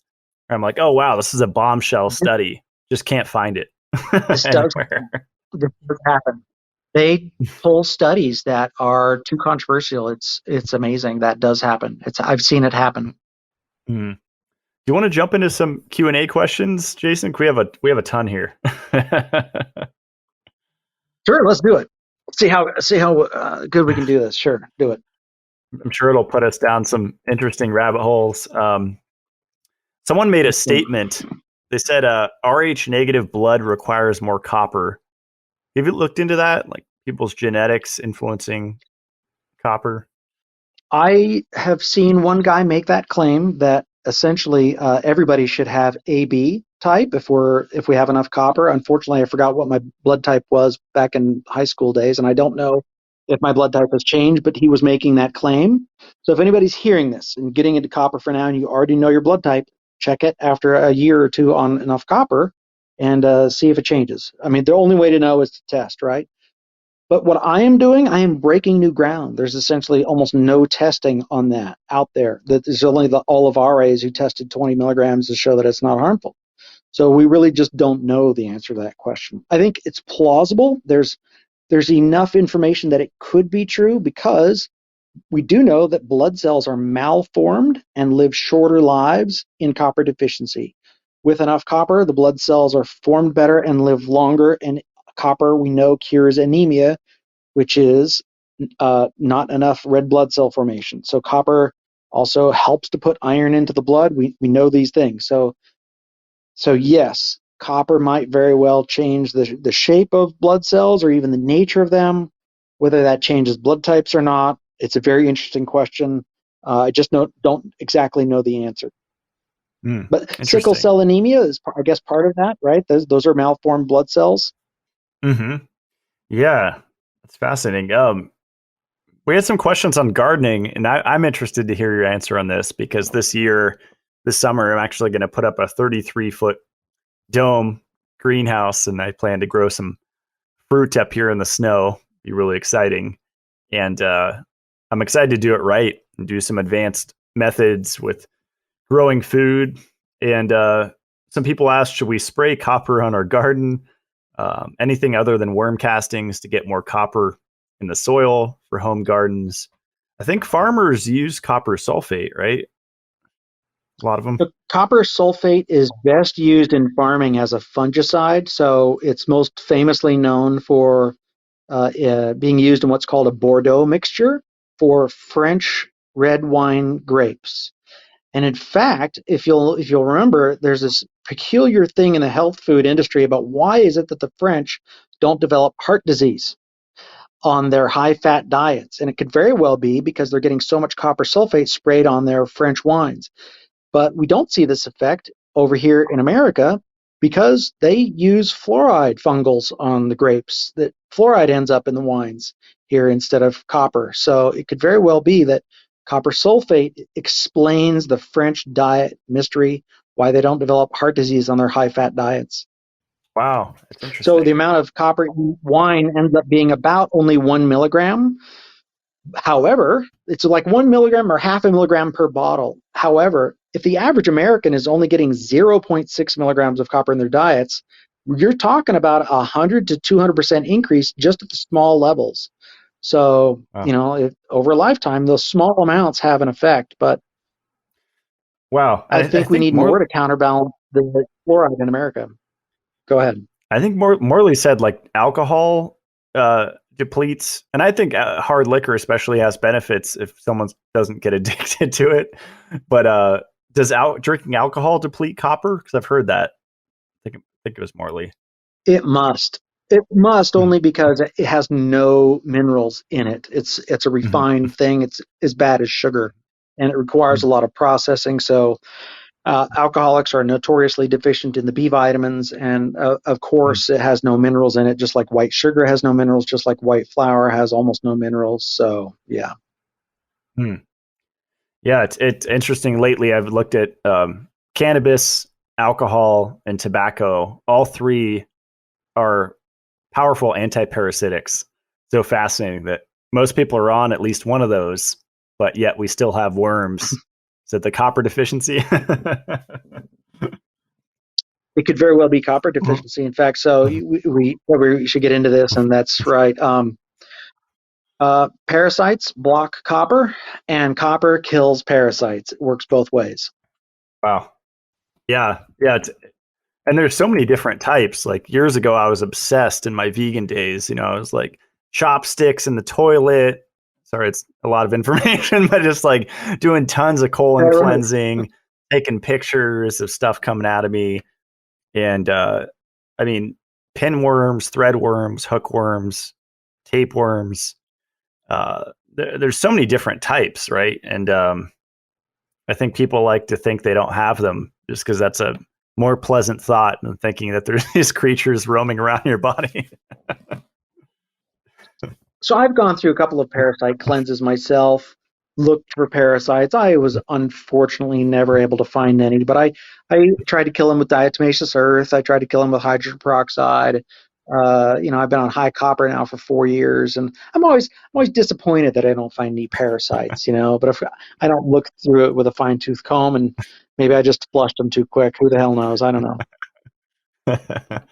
Yeah, I mean, copper seems like the natural anti-parasitic. That's almost like our first line of defense, whereas people are, I mean, I deworm. I gave my goats your ivermectin in the paste a few days ago, and that's good to do to your animals every once in a while. I recommend diatomaceous earth for cats and dogs, but it's incredible that humans go their whole life without doing it, especially being copper deficient at the same time. Yeah, it's amazing. Copper detoxes so many different things. I think the the trouble with creating the copper revolution is that half of the people get nausea on copper, and it could very well be because they're detoxing from so many things at once. I think we really need to get the message out that if people are going to do it, look, persist. It's worth it. Get on the other side. Get past those detoxes. Kill your parasites. Get the fluoride out. Get your iron back down. The bromide will come out. Yeah, you'll take enough you have to get through those initial discomforts to take enough copper to make the metalloenzymes that will then grab and detox those other things. Um, Hmm. and it's not, you don't need to test that it's there. We're all Americans, we all have toxins. We all have toxin exposure. Assume you've got it. Take the copper. You'll feel better. You'll see. Yeah, a few years ago when I did a vitamin E therapy, I think I was doing like 4 to 6,000 IU's a day for a while. I broke out like I've never broke out in my skin before because it's an estrogen detox and helps with a lot of Interesting. different things. But I started hitting the sauna hard, and that cleared up. I mean, that expedited my skin clearing so much faster. Are you a fan of infrared saunas for people to detox faster? Jennifer actually had an infrared sauna, but now that we're on the road, we're not using it. I think it's a good Mm, idea. I would love to use it on a regular basis, but unfortunately, I can't. I can't. mm. Have you heard of a book called The Hidden Cause of Acne? I haven't. No. In that book, they make the case that acne is really fluoride coming out. A lot of teenagers get the acne, but that's when they go into the dentist for fluoride treatment. So it's really the acne is from fluoride. It's not from hormones going a whack. I mean, it is from hormones going a whack, but the reason why the hormones are upset is because fluoride is in there disrupting your hormones. Fluoride is a huge hormone disruptor. So when I first started iodine, very high iodine, using potassium iodide, I I got actually 2,000 milligrams a day with iodine. When I first started that, I broke out with acne all up on my upper back. I never had acne in my upper back as a problem. And then it all went away. And I'm like, oh my God, finally, I don't have acne anymore. This is wild. And when I started the topical copper on my skin, another thing I noticed is my skin cleared up and just my pores got so smooth. I don't know if you can see them, but I can't believe how smooth my pores are. And of course, copper also should detox fluoride. So that could explain why my skin feels so fantastic. But copper heals the skin for other ways too. I mean, we need collagen for the skin. What are the big, huge things people are raving about for the skin? Collagen injections, collagen this, collagen that. Collagen helps us hydrate and hold on to water. Copper builds collagen. And with the collagen, it holds on to water, which then eliminates wrinkles. I mean, copper's an amazing, amazing stuff. Mm, wow.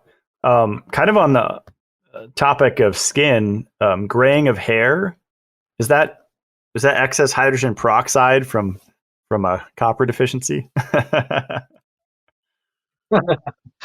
um, so my wife actually ended up with a little bit of early graying, and she thinks it's partly from the niacin and sauna detox protocol. Mm, And niacin can block copper. In fact, if you look mm, up copper, or if you look up niacin toxicity, and after having read my book on all the ways copper heals and all the things that copper does, you'll see that niacin toxicity reads a lot like copper deficiency. Um, Niacin can create insulin resistance, and copper makes us more sensitive to insulin. Niacin leads to uh, just a number of different copper deficiency symptoms. Um, and so early graying could be one, and she got the gray after that. She also did high vitamin C to try to heal, like at 20, 30,000 milligrams of vitamin C, and her hair went a little bit more gray after that too. So yes, we need copper to make the melanin, and there's a multi-step process. Copper increases dopamine, which is a neurotransmitter of the brain. Dopamine comes together to form melanin, and the melanin makes the mm, color for tanning and the color in our hair, both. mm. Wow, that's incredible. Um, Best time to take copper supplements? It looks pretty good. He's showing me his hair for those of you on audio. Yeah. so so you said you added The best so I time to take guess copper supplement. it depends whether it's your sulfate, that you make at home or the pills. Would it be different depending on the form or? So for the first 3 years on high copper, I was mostly just doing about 30 up to 30 milligrams a day with pills. And the trouble was nausea. It was always there, at least a little bit. Never wanted to take more than 10 milligrams at once. It was hard to work up to 10 milligrams. So one of the benefits of copper sulfate in making your own solution is you can apply it topically, so you can absorb more without and bypass the nausea. As far as time of day goes, I do find that copper, since it maybe is more energizing, can keep us awake. But that was only my initial impression. As I've convinced more and more people to take copper, and as I've gotten more and more testimonials, the number one thing people say is, I not only feel as if the copper is giving me my brain back and I'm smarter, but also I'm sleeping more deeply than ever before because I'm breathing better through my nose, my constant coughing going away. I can sleep in one position longer, so deeper sleep. So the other thing I notice with copper is that I dream more. Vivid dreams. Also with iodine, vivid dreams. So for the longest time, my wife and I, well, we don't want to have these vivid dreams because they seem to just maybe wake us up or whatever. I don't know, it just seems weird. So we would take copper and iodine in the morning. But when we said to ourselves, let's embrace the dreaming because maybe we need iodine more in our system right when we're sleeping to heal more because these are healing agents. So we started putting iodine and copper in our milk at night because milk helps sleep, right?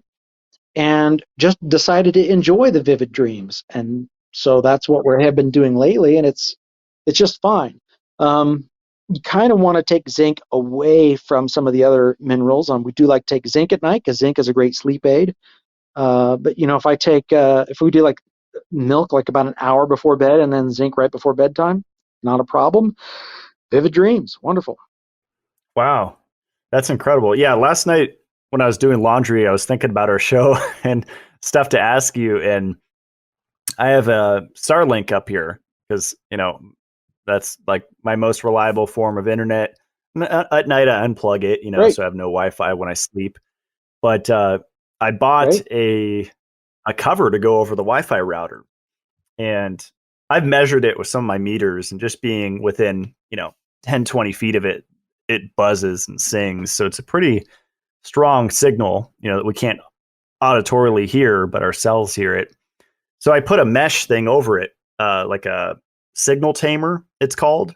And they say 90 to 95% reduction, because Wi-Fi routers are overpowered to like shoot it off your neighbor. And what's interesting is this mesh is made of silver, I think silver, zinc, and copper. There's copper in there. And it made me think of you. So I wondered if these minerals in our body is what helps us mitigate these man-made harmful electromagnetic fields that everyone's freaking out about, 5G and all these things. I wonder if we had mineral balance and magnesium especially, but also all the other ones, if we'd be more resilient and wouldn't get anxiety when we're in a bunch of Wi-Fi. And what are your thoughts on that? Absolutely, yes. Surprisingly enough, if you'll notice, the reason why electric motors work is that there's a resistance of electrical current flowing through copper, and Faraday cages are a real thing. It's not just tinfoil hat weird conspiracy, but the whole point of the tinfoil hat is to block those EMF radiations. They use it as a name to slander us, right? But this medical establishment actually makes a Faraday cage around every single MRI machine. Otherwise, they wouldn't work. So Faraday cages are real. They work. They use them. But we're crazy, and they call us tinfoil hat conspiracy theorists, even though it's technology that they use and embrace. So go figure, right?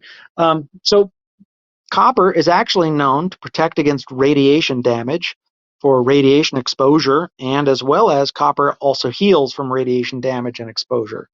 So a lot of people's EMF sensitivities are really just copper deficiency.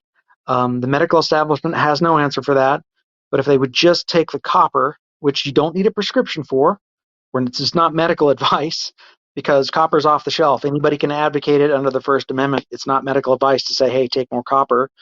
Just like I could say, hey, read this book, or we could say, yeah, hey, buy this product or that product. Anyone can advocate any vitamin and mineral out there for health. It probably bugs them to no end that that's legal in America. Um, we will see probably increasingly further clampdowns on that. In fact, one of the difficulties is, of course, I can't sell a supplement and write a book. because that would be a conflict of interest, and the FDA has made that illegal. In fact, they made almond growers, you're not allowed to make health claims about almonds. So walnut growers can't make health claims about almonds. Cherry growers can't make health claims about cherries. The First Amendment is gone in America in large sense because the FDA has trampled on it, and nobody has had the guts to take the FDA to court and say, I'm sorry, but the rule you're making violates the First Amendment. You can go shove it. And I don't plan to take them on, but hopefully one day somebody will, and hopefully it will go up in front of a judge who's not completely bribed and taken over. And maybe if enough people shout, we can have our First Amendment freedoms back. Um, but I really find no need to make a copper supplement to then sell it at a markup when you can just go and buy the stuff yourself and make it for yourself for 3 cents. Let's pass the savings on and all have fun making copper and do it that way. But yeah, I was very surprised that copper actually blocks EMF radiation and heals us from that. That's very interesting. And it's cool. What can I say? Yeah, it makes sense if, like you said, it protects the nerves and it's responsible for building the myelin sheath. That would make sense. We had a funny question here. Can I eat a nickel? Are nickels made of copper still? Don't do it. Don't do it. Those things are just going to clog your guts up. Not good. That's there's no reason for that. That's funny. I remember I used to polish them, like when I was little, soak them in vinegar or something. It's been years. Yeah, I don't think nickel is a nutrient, really. I think nickel's probably one of those quasi-toxins. Right. I don't know how much nickel's in a nickel anymore these days anyway. It's probably less than 5%. Right. Let's see. Methylene blue and how it affects copper. Have you looked into that? Because Morley said it's like copper polish, and the result. I mean, I got extremely censored on social media. My account's like shadow banned. People can't mention it. Just crazy, like limiting my account extremely. The stuff that I could do. All I've done is talk about methylene blue the last year. That must be very effective because they shut people down if they just mention it. Right. So I almost mentioned it in my book as a copper blocker, but I'm like, methylene blue, clearly no one's heard of this. I only just heard of it this year, so I'm just going to sound crazy if I mention it. So I'm just going to not mention it at all. Uh, I have learned that people have used it to chelate the copper toxicity, right? But copper is not toxic, and we don't want to induce a deficiency, so I would stay away from methylene blue. Well, no, Morley actually says so ceruloplasmin is a sky blue protein, and I guess graphene oxide, and the jab, ascorbic acid, a lot of things bleach it, so it actually turns it white. Methylene blue, it's stain your clothes blue, and so it made sense to me. Morley was saying that it actually will regenerate copper in your body. I recently had COVID. I was down for 3 days, and I think I got shedded on, and I was high dosing methylene blue, as well as ozone and hyperbaric, and I credit that to my fast recovery. I don't know what it's doing exactly, but it seems to affect copper in a good way. Like I haven't seen in the research that it depletes it, but maybe as it's working with it, it's using it up. I don't know. It's interesting. Well, that's the trouble. I tried to then look into it again, and I couldn't find my source that said that methylene blue depletes it. So then I'm like, forget about it. It's too much work. So why bother? And besides, I really don't know anything about it, so I left it out of the book. So maybe I don't know what I'm talking about there, and that's fine. I'm not, we can't all be experts in everything. So I should have just skipped that question in the beginning. No, I think it's great. It's a sign of humbleness to admit that you don't know all the answers. I mean, we're not hooked up with Neuralink yet, right? Not yet. But we all do have access to the information on the internet. The trouble is trying to determine the difference between what is true and what is not true out there. I mean, we had a troll come into the forum the other day, and they said I was lying. I said they were lying, but they couldn't answer any of my questions either. So And they weren't willing to look into anything, and they didn't respond to any of the numbers that I shared. So the dialogue went nowhere real fast. Because a lot of times people imagine that if there's a difference of opinion, you must be lying, or you Yeah. must just not know the subject, or, well, anybody can write a book, or, well, if you're not a doctor, then, what do you know? Well, I knew enough not to become a doctor because I don't believe in poisoning people. How about that for starters? I mean, seriously. That's awesome. Well, I don't know if you've heard this theory because I was looking into transhumanism and artificial intelligence, which just got me depressed. So I stopped looking into it because it's freaking scary. But there was a theory that a lot of the trolls online, I think it was like 60 to 70%, could just be artificial intelligence, literally robots, just there to stir us up.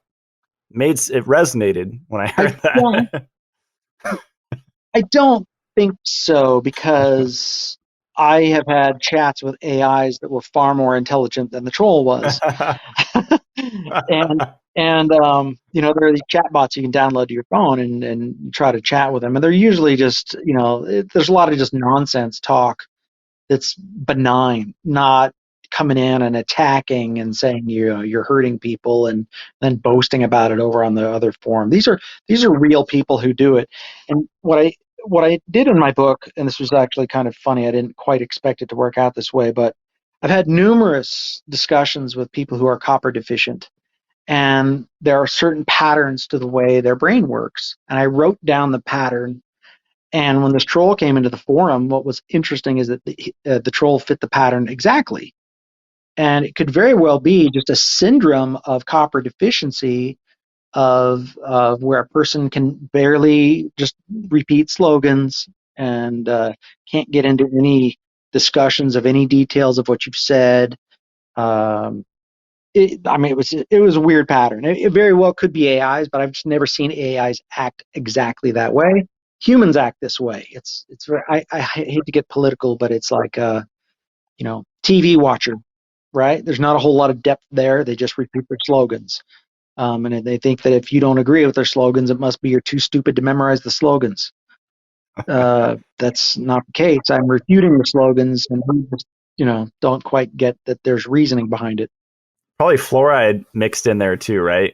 They have the fluoride stare and copper and magnesium deficiency, and I think there's a lot going on with people these days. And a lack of practice, and probably a lack of practice in thinking. That's a part of it too. Mm-hmm. Right. Yeah, I noticed in the health community that submission to authorities really popular, and I try to like quote market myself as someone that's not a guru, that's can make mistakes, that can be wrong, and like I'm just experiment with it. I'm just providing the information. This is not written in stone. Just try it out. Well, I can't believe how much I've learned in the months since I published my book, because my book has attracted some of the brightest and intelligent minds out there into the forum, a lot of whom have said, well, what do you think about this? And what do you think about that? And what do you think about B12? And the hard part about writing a book for a year in panic mode like I had, that copper heals darn near everything, is that it takes time away from studying all the other stuff, because you're just going in real. I went both real deep into copper, and I went real broad on copper, right? And when you do that for a year and lock yourself into just that, I'm not studying what potassium does necessarily, except in relation to copper. I'm not studying what B12 does, except in relation to copper. So, I mean, you can't study everything at once. You have to pick a subject, right? And copper seemed to be it. It was the most important thing I could think of at the time. And I have learned at least 5 major things in the last month and changed my own routine. So I'm doing more B12. I'm doing less salt. Salt was recommended by the iodine doctors, but salt creates a bloat, and it's numerous other reasons why it shouldn't be there. Potassium helps to keep salt down, so we're taking more potassium, less salt. More B12, that's the third one. Less B6, because B6 is a neurotoxin at low levels. And also, I had already kind of didn't like niacin, but there's more reasons to not like niacin, as I've been finding, because of the copper blocking effect of niacin. Hmm. So that's like Yeah, 5 major changes all in the last month. That's crazy. that's amazing. I'm a fan of that. And Um, maybe I'll send you some info, but I actually sell a B3 supplement in the form of niacinamide, and I learned about that from Dr. Raymond Pete, and I think it's a lot safer than niacin because flushing or non-flushing, people don't realize niacin still has that same effect.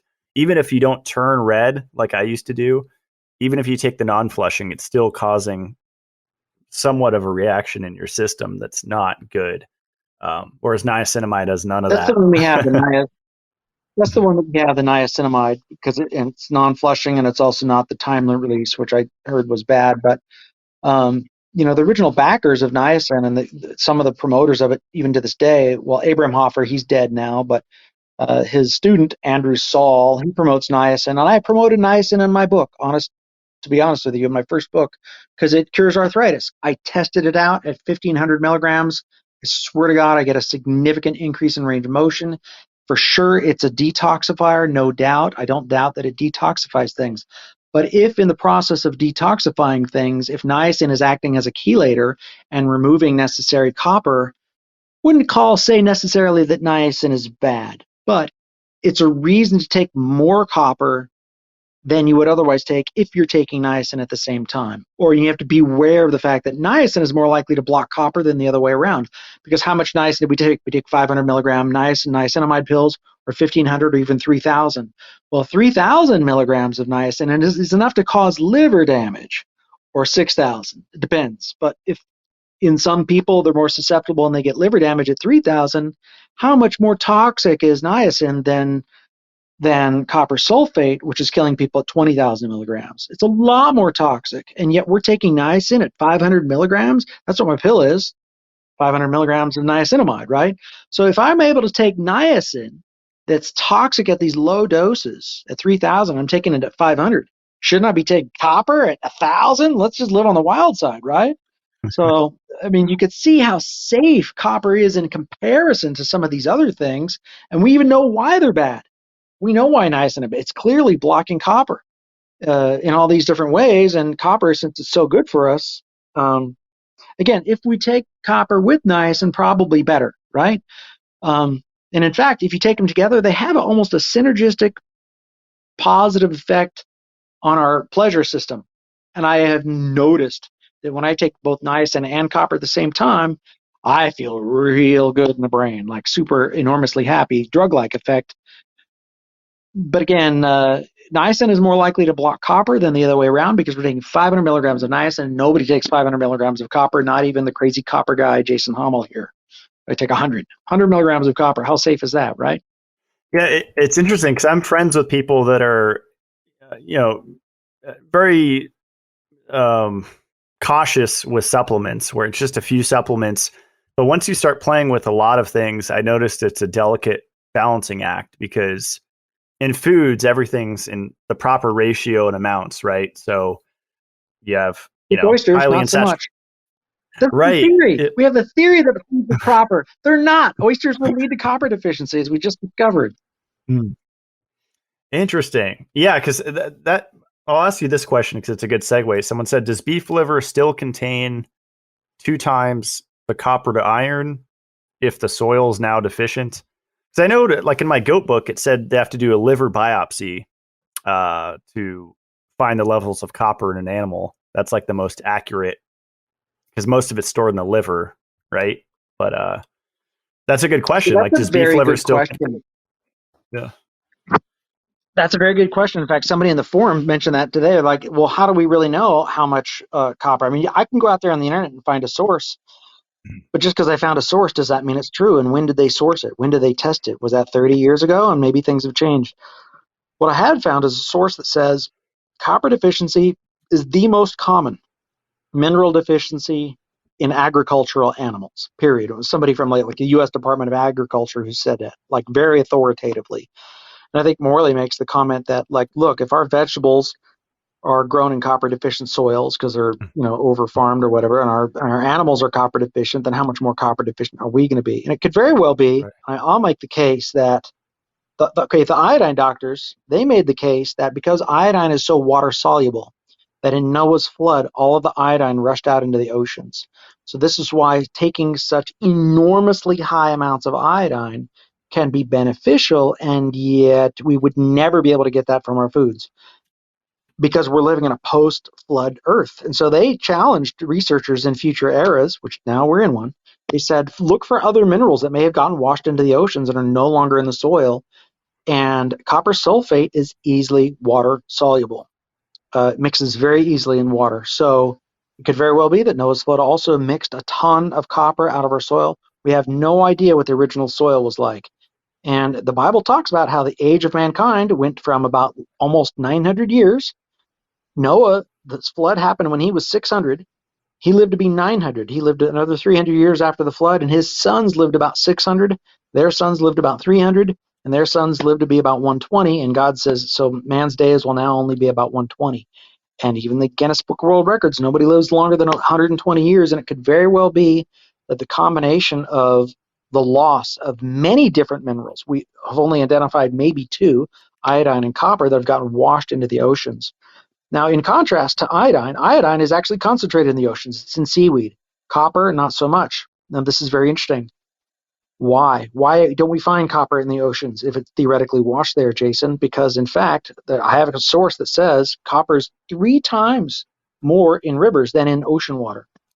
Well, you're not supposed to mix copper sulfate with magnesium oil, and the reason is that the sulfur will jump off of the copper and go to the magnesium and generate a heat reaction. So if you're into topical magnesium and into topical copper, just don't mix the two. I haven't experimented with it yet, but you go look at videos and you can see them mixing these two substances together, and it will generate heat in this reaction. So don't experiment on your skin with this one. I don't know what the temperature is, but the point being, in ocean water get back to the point, it's mostly salt, and the second most prevalent mineral is magnesium. So if copper sulfate or other copper complexes are washed into the ocean, it could be that the sulfur will jump to the magnesium, and then the copper will then, as a pure metallic copper, precipitate out and hit the ocean floor. So that could explain why we don't see copper in the oceans, even though it could have been there in the soils originally. And if that's the case, we would expect to find perhaps things that live along the ocean bottom to be higher in copper, like clams and crab, and that's exactly what we see.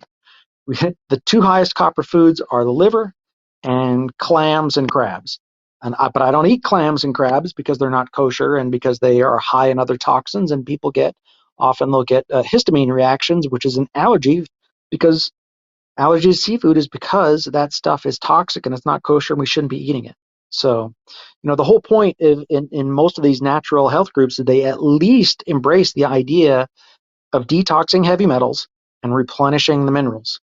But nobody is into replenishing copper, even though copper detoxes all the minerals. This is a no-brainer.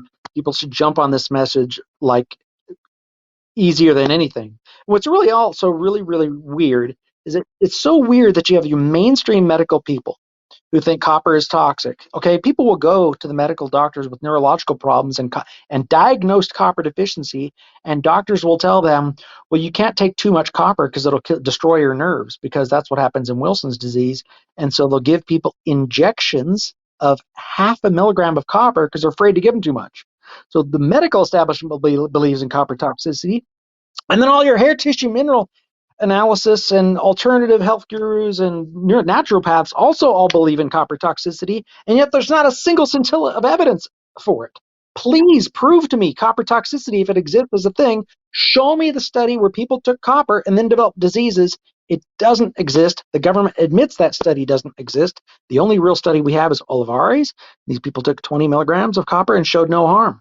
That's great. I'd love to have no harm, because another word for no harm is happy health. I feel like I'm in great health. It's done great wonders for me and my cognitive function. I can memorize things now way better than I used to. I could never imagine that I would write a 500-page book filled with scientific studies. What an exhausting task. I mean, my God. But I feel like my earlier works on copper are amateurish compared to what I'm able to achieve now. So that's awesome. Copper's got to be great for our intelligence if I'm able to do an interview like this, right? I don't know. Yeah, you're super sharp. It's always inspiring to me when I see someone chronologically older but still sharp. It's really lights me up. I find a lot of older people, it's just like, who cares? Let me just float through life and I'm on my way out, and it's like there's nothing new to learn and we've already discovered everything. And it's like, no, there's always new stuff. Trying not to die laughing. But I got to tell you, you're right. I went through a period in my 40s of significantly diminished cognitive function, and I have gained a lot back. And in fact, in my 40s, when I went through business troubles, part of what was driving me to a bit of a madness in my midlife crisis was I had all this money stolen from me, and I've just recovered from alcoholism, and I was like, I don't have the cognitive abilities to do now in my 40s what I could do in my 30s. But now, better than I've ever been in my life, by far, in so many different ways. I can't even tell you, but one of the amazing things is that you would think that as I'm getting older, I'm 51, that I would have less patience because I could tell my life is running out. But at the same time, I have more patience now than ever, especially for people who don't know what I know because they don't know it. So I have to give them a break. In my book, I make the case. I say, look, I go over, is there a secret cabal of people who are trying to make us all copper deficient? Maybe. But is it important to know whether that's true? And the answer is no, because the answer is the same. The answer is we have to take responsibility for our own health, and it doesn't matter what they do at the top. And I'll go one further and I'll say, look, nobody has ever defected from the elite and come down to us and say, look, I have left the Satanist club, and I know we all need to take copper because they're trying to deplete us all of copper. Jesus said it's the blind leading the blind, and there's something to that. It could very well be, and I didn't want to put this in the book because I don't want to sound crazy, but I'll say it here because you've said some things earlier, and we're Christians, and it goes along the lines like this. Jesus also said the whole world follows after the devil. If we believe in Jesus, if we believe in heaven, we also have to believe in what Jesus believed in, which is demon possession. It could very well be that the idea to make us all copper deficient is a doctrine of demons, and that the people that they are influencing do not know that they are being influenced to deplete everybody of copper. And I'll go one step further. We've heard rumors of child sacrifice, and the Bible talks about child sacrifice. And with child sacrifice, what do? They terrorize the child and they drink the blood, and it's called adrenochrome and all the rest, right? So children's blood is high in copper. Copper gives us adrenaline. If you wanted your religious acolytes who were Satan worshipers to get a nice good hit off of child's blood, they're going to get a much stronger hit if they're copper deficient first. So this could very well be a doctrine of demons, do you see? And they don't even know they're copper deficient at the top when they're getting their hits of child's blood. And look, the whole doctrine of drinking child's blood, it's not just some weird wacko conspiracy theory. Look at the Dark Crystal child's puppet movie. They're drinking blood. This running theme of drinking blood of children is in all sorts of fiction, and it goes back to it's in the Bible. It's in the Bible. Thou shalt not pass the child into the sacrifice to Molech. It's there. It's there. Have you seen the carnivore people now drinking blood? Like they're drinking mason jars of like beef blood or chicken blood. It's weird to me. No, I haven't. But let's be abundantly clear here. The Bible says, do not drink the blood. Okay, the Bible is very clear about that. And you don't have to. There's several interesting stories in the Bible where copper is used for healing. Moses made a copper snake and put it up, and we're supposed to look at the snake, and then the poison doesn't affect us. Well, what does modern science show? Modern science shows that, of course, copper is a wonderful detox agent. There's another one. The priests at the temple were supposed to get in this large copper bath that was like 15 feet wide and 6 feet deep. And so copper would be infused into the waters and be like an antibacterial for all of them, keeping them all extra clean. Um, a couple other little stories like that. Wow. Well, Jason, we had a ton of questions. Jumping tracks. This is a big jump, but copper IUDs. We had a lot of women send in questions about those because that's kind of where the copper toxicity conversation leads, right? They say, oh, copper IUDs that all these women have, that's what's causing the problem. Is What are your thoughts on those? So I have addressed that very specifically in my book. Very specifically went into the Copper IUD forum to look for further information and to tell them that it's probably not the copper. So if you look up how much copper comes off of an IUD over time, this is known and knowable information. It's slightly variance, okay, but it's relatively knowable. So the amount is 0.4 milligrams. It's an extremely tiny, tiny amount, and it's in the form of a copper oxide, which is a typical form of supplement. It's very safe, not very well absorbed. It's, let's say, 40% absorbed instead of 80% absorbed. So it's an extremely small amount because most people get 0.6, not 0.04. It's well under a tenth of what most people get per day. The other reason why we know that it's not enough to cause copper toxicity is that within about 10 days of getting an IUD, a person's blood copper amount will double. Well, how much copper is in the blood? And it's about 7 milligrams. So if it doubles, you're getting another 7 milligrams in the blood. Well, you can't get that much over 10 days from an IUD because it's not leaching off that much. It would take 110 days to get the amount of copper, and it would all have to go into the blood and nowhere else. That's impossible. So there's another mechanism of action for how an IUD raises copper in the blood, and that mechanism of action is through estrogen. In other words, and I want you to imagine this and you'll be able to imagine it, okay? This copper IUD is poking in the sensitive lady parts, okay? Now, and it gets embedded in there.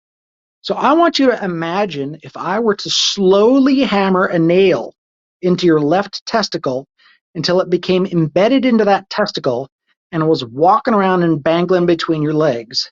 And then imagine how much testosterone rage you would feel for that being there. That's what the women are getting from their estrogen release. And it's the release of estrogen that's doubling their copper because that's what happens during pregnancy, and it's supposed to mimic pregnancy. So why does copper go up in the blood? It's for the baby. It's for a reason. But the reason is not there because they're trying to prevent pregnancy. So where does that copper go? First of all, they've got hormonal imbalances, not copper toxicity. It's the hormonal imbalance as well as the physical trauma in their delicate lady parts that's causing the problem and mental anguish. Because I guarantee you, I would have mental anguish if there was a nail being pounded into my left testicle every day and it became embedded in there. I would be really fucking pissed off. That's the only time I will swear. But I guarantee you it's not copper toxicity. When I presented this information to women in a group called, it was 6,000 of them, in a group called Copper Toxicity from IUDs, I got about 6 major answers from these women. Are you ready to hear what their answers were? Math has no power over my uterus. It's such a nonsensical statement. The only way they would make that kind of a statement is if they are in a severely depleted, copper depleted, weak brain. Or they would say things like, well, tell me again how that IUD affected your uterus, Jason. As if because I'm a man, I couldn't possibly understand the pain they feel. I mean, it's just nonsense, everything they came back at me with. And they said, the most common thing, I had 13 of them accuse me of denying their symptoms. How dare you deny our symptoms? I not once denied that they're having symptoms. All I did was question the cause. In other words, they're so brain damaged from their induced copper deficiency by taking too much zinc because they believe their own bullshit that they've created brain damage in themselves so they can't even think straight. They don't even know the difference between suggesting there could be a different cause and whether or not they actually are having symptoms. Because I said, no, I know you're having symptoms, but copper is not the cause. Copper would be curing those symptoms. You don't understand copper. Yeah. So, Well, yeah, it's an important Jason. point. I got right to it. I completely addressed it. Nobody else can even counter it. So I'm right, they're wrong. You know what's interesting, Jason? I looked up Paragard, which I guess is the brand name of a popular copper IUD, and I wonder if it's just a psyop to put copper in the name because it says here the plastic T frame of Paragard is made of polyethylene and barium sulfate. I wonder if those are actually causing the issue. Well, another thing, yeah, I mean, it could be those other substances that are also in there because it's not, they used to make them solid copper. Now they're making them plastic and copper, and also they're now making them in copper coils. In the old days, they used to be a solid copper T rod thing that was different. Now, if you know anything about coils, coils are both receivers and transmitters of electromagnetic fields, and we're surrounded by more than that than ever. Who knows what that's doing to the body? We really don't know. There's just so much. So, but I know that it's not leaching enough copper to be harmful because, again, I'm taking 100 milligrams a day, and I don't have any psychosis or difficulties thinking or reasoning. They do. So therefore, it's their copper deficiency that they've created in themselves, which are creating a whole nother problem on top of their hormonal imbalance that they're getting from IUD. Yeah, well, it makes sense the estrogen going up because I know xenoestrogens, plastics increase estrogen. So that polyethylene, it's that's an Right. interesting rabbit hole. Um, It uh, is. I'm interviewing a water expert in a few days here, and he was worried about my copper pipes here. I have a mix of copper pipes and PEX here in my house, and someone sent in a question. A lot of folks are using copper piping for water lines in their houses. Is this good or bad? Or what do you say, neutral? So I I would say copper itself is going to only be good. However, it's when fluoride runs through the water that then binds to the copper that is the bad thing. Because if your only source of copper is all 100% contaminated with fluoride, it's going to gum up your entire copper metabolism capacity. Nobody talks about this. But here's something very interesting I did in my studies of the copper book. The EPA has about a 170-page document listing why copper in water should be no more than 1.3 milligrams, which is a very interesting number. In fact, it's exactly twice the weight of the amount of fluoride that's allowed in the water. And if you look at the copper 2 fluoride molecule, it has one copper atom and two fluoride atoms. And the two fluoride is a very light molecule. So uh, it's twice as heavy in copper as it is in fluoride. So it would stand to reason that if there's more than 1.3 milligrams of copper in the water, it's because they've gone over the fluoride limit, because fluoride is what's stripping the copper. The other very interesting thing in the EPA's guidelines for how much copper should be in water is that they don't mention fluoride once, except in the allusion to, as I did, if you run the math, more than 1.3 milligrams of copper would indicate high fluoride. If you do the math, you can determine that. That's the only sense that they've mentioned fluoride. Otherwise, the word fluoride is not in their document at all, which is super disingenuous and extraordinary way to hide the truth. And if they're hiding the truth, it's because fluoride's the problem and not the copper. Wow, that's really interesting. Oh, there's a follow-up question to that, and it goes like this. Ayurvedic Indian health guidelines are that you should drink out of a copper cup that has been left out overnight. And when you do that, you're getting approximately 0.4 milligrams of purely ionic, purely metallic copper. It's not bio-unavailable. It's perfectly available. It's fine. These ideas of toxic copper and bio-unavailable copper are probably people inventing reasons to claim that copper from pipes is bad, which we know copper from pipes is bad. But it's only bad from pipes because it's the fluoride that's bad in there, or the other 50 other toxins that municipal water supplies add to the water supply, such as chlorine. So again, if you're going to study copper in pipes as bad and you want to blame copper, I'm sorry, you have to deal with those 50 other covariables first, or specifically fluoride, because we know that it's a neurotoxin, whereas copper is not a neurotoxin. Copper heals the nerves in at least 15 different ways. Mm. Yeah, you must be partially psychic because you answered the copper cup question. We had a few of those. I used to do that years ago, and I didn't leave it over. I It think, related. yeah, it would. It related. Yeah, that's interesting though. It's a Ayurvedic practice, right? Really big into using copper. Right, right. I find it very interesting, and I think it proves that the metallic copper is healthy because it's been healthy for thousands of years in an ancient culture that they use it. In fact, I I decided to look up copper in history just for kicks and giggles in my book, and what I found was that malachite has healing lore attached to it. Malachite is a copper carbonate mineral that in ancient times they would powder into dust and use it for healing all sorts of things. And the healing lore behind copper malachite is almost identical to all the positive things we get in our modern era from our modern research of what positive things that copper does for us.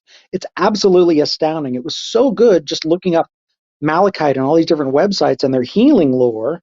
Like malachite is the stone that gives greater insights and power and mental clarity. And I'm like, really? That's exactly what I feel taking the copper sulfate. Greater mental power, greater insights, more capacity to put things together. It was fascinating. I just loved it. I had to just quote from these websites without any intervention at all because it was so good. Once you get to that point in the book, you've already gone through and seen all the things that copper does. So I don't have to then hammer it over the head. I just quoted from them at the end. I'm like, isn't that amazing that the ancients knew all this about copper? It's not that our science has proved up what they've done. They knew what we should have known all along, is really the bigger thing. Wow, it's dangerous because I'm getting back into minerals. I actually used to collect them on a mountain back in the day, but yeah, now that I'm building my bathtub, maybe I'll put some malachite in there. That would be super cool. I don't know how much of a difference it would make. So malachite is absolutely beautiful. I think I have a specimen over here somewhere. I think I do. I'll show you. Put it in my Yeah. face. It's this little green thing. So when I read that in Yep. my book, of course, I had to go out and buy myself a little piece of malachite just to just have because I was just so fascinated. And then, of course, the fascination wears off, and now I get to talk about the book. And thank you so much for inviting me on your show. I'm having such a good time. Oh, this is awesome. Yeah. Well, it's fascinating. A frequent guest on my show, Adam Bergstrom, he has from his mentor, he learned about lepidolite, which is made of lithium. And so it's so interesting over time that people would put these rocks in water and, get basically a microdose of their minerals. I guess Adam's teacher, Adonole, would do that, put lepidolite in water and just get a little micro hit of lithium. It's fascinating. It is interesting. Yeah, yeah. Probably to stay So away from the malachite was iron like one of ones. the great healing stones. Oh yeah. Yep, Mhm. malachite is one of the great healing stones. It's like supposedly one of the best and most powerful for. Oh, some of the interesting words that somebody said was it absorbs into itself the anxieties. And some of the people in the testimonials we've got in the group are, so I've taken this copper and all my fears appear to have vanished. Wow. I feel so much better. How could it affect my emotions that deeply? This is wild stuff. It's just wild. Wow. Yeah, I know. Morley gets into the wordplay like fear, Fe, iron increases your fear, and copper, Cu, cure, curiosity. There's all these words. Hmm. It's interesting. I don't think Interesting. it's a coincidence. Well, it could be that that he has sharpened up his brain with the amount of copper he's taken over the last 8 years, as well as I think he was much bigger on the cofactors than Hmm. I was. Like I just was like, I'll just fix it with an act truck. I'll just take more because it's not, and if it's not toxic, why not? Mhm. Um, so we just kind of came at the problem a little bit different ways, but we kind of got at the same result. We fixed our copper, and we love it. Yeah, I love the different perspectives. Let's see. Do you have time for like 5 more questions or so? Oh, I sure did. So, Yes.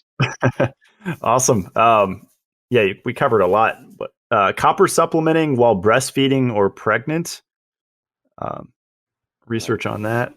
Yeah, I think that's very important.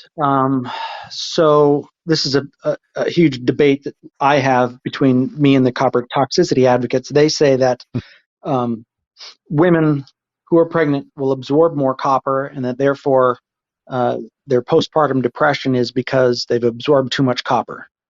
Whereas I say, no, all that copper went into the baby. The woman probably lost a good 2/3 of her copper supply because babies have 10 times the amount of copper in their bodies by weight. So if you're giving birth to a 7-pound baby, it's almost like giving birth to a 70-pound adult in terms of its copper amount, which means a 140-pound woman is going to lose half of the copper that she has. So if she's not absorbing copper better because of her estrogen, she's in a world of hurt, right? So um, I think postpartum depression is a depletion of copper and iodine because copper and iodine are so important to the neurological development of the baby. The mother then gets depleted in both. And both of these are such nerve restoring, brain healing things that cure depression. That's why postpartum depression sets in because the mother's depleted in iodine and copper. So Hmm. I want to follow up your question with one more, and it goes like this. The high iodine doctors, there's only three of them: Abraham, Fleckus, and Brownstein. And Fleckus made a video.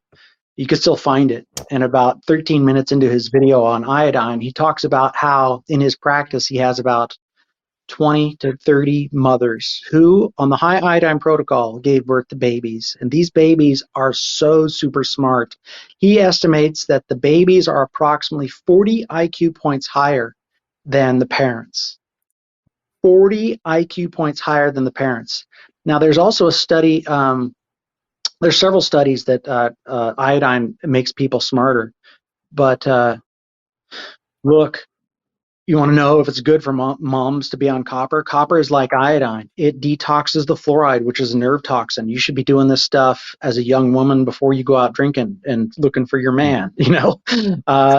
There are that's yeah, that's bias. Bias. I apologize. Young women and young people in general do not put nearly enough time and energy into their health. They're more interested in drinking and partying as a general rule.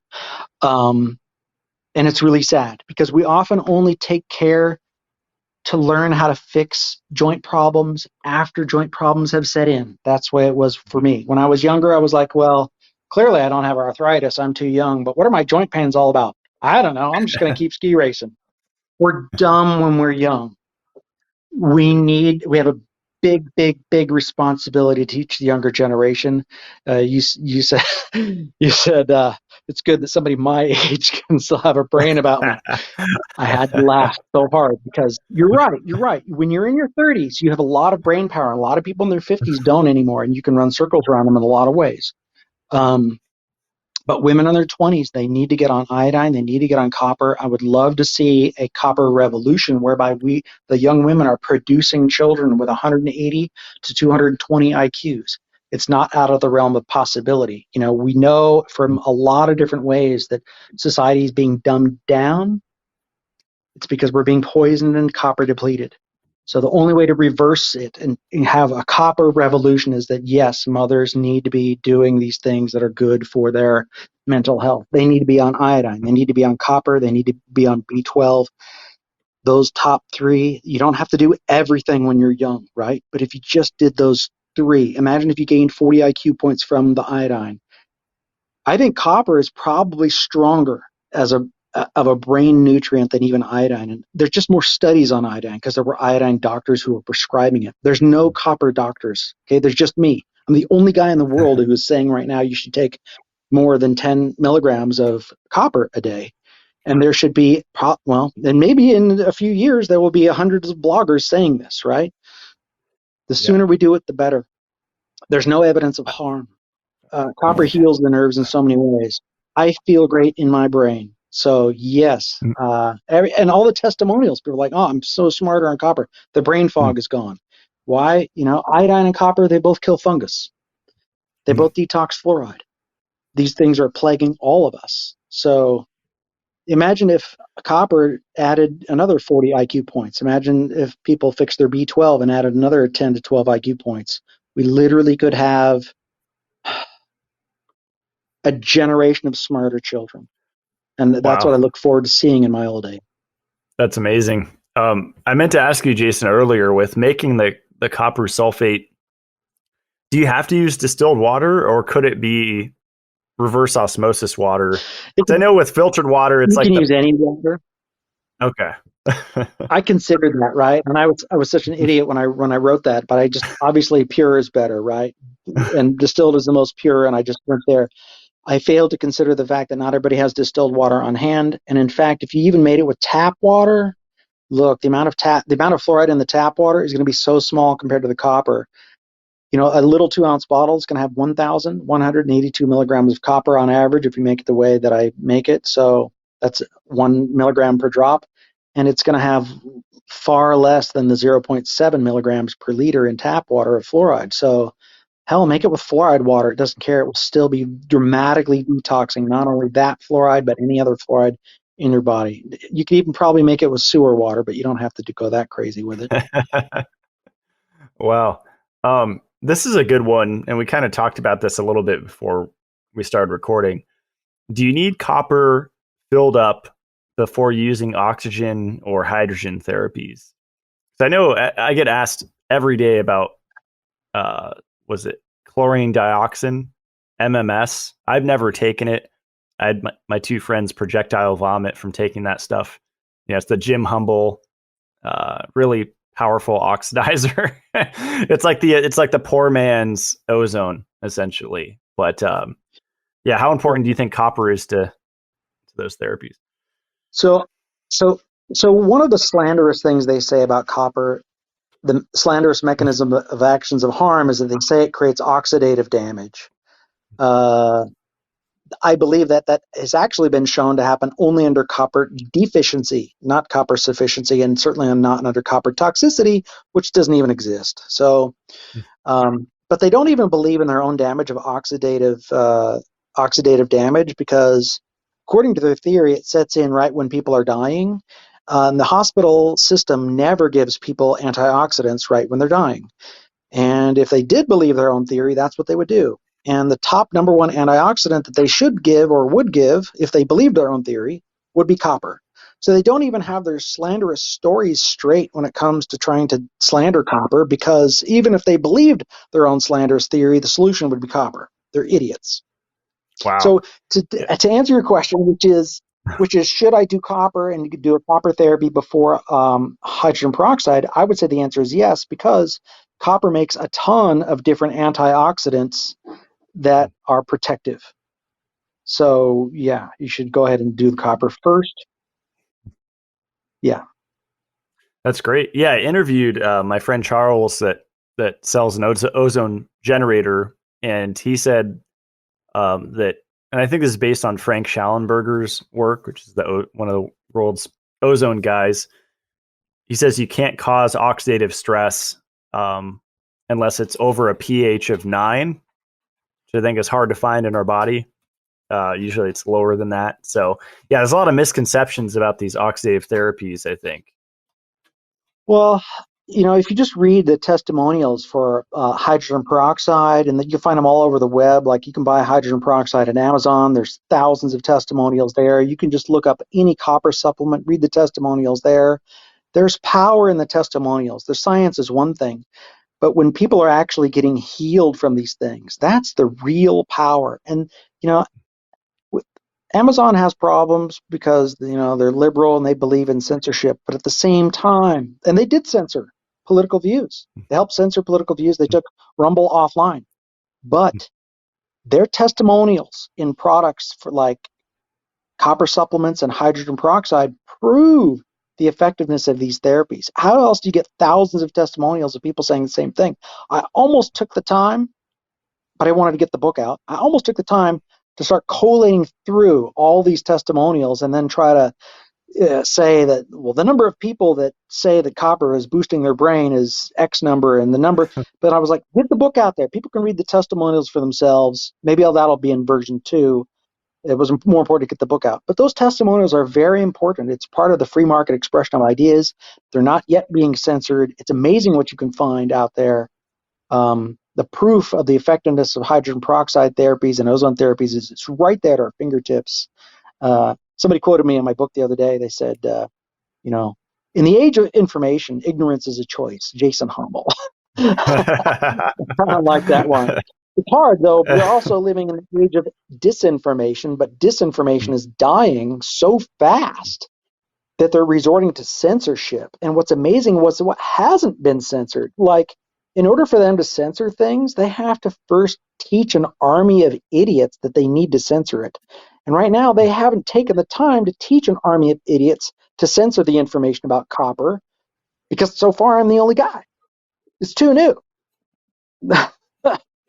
So that's awesome. It's a good, more power to good it. point. Have you looked into mercury, Jason? Because we had a question here. Should I pause copper intake while getting mercury fillings removed? Probably want to increase it, right? Yeah.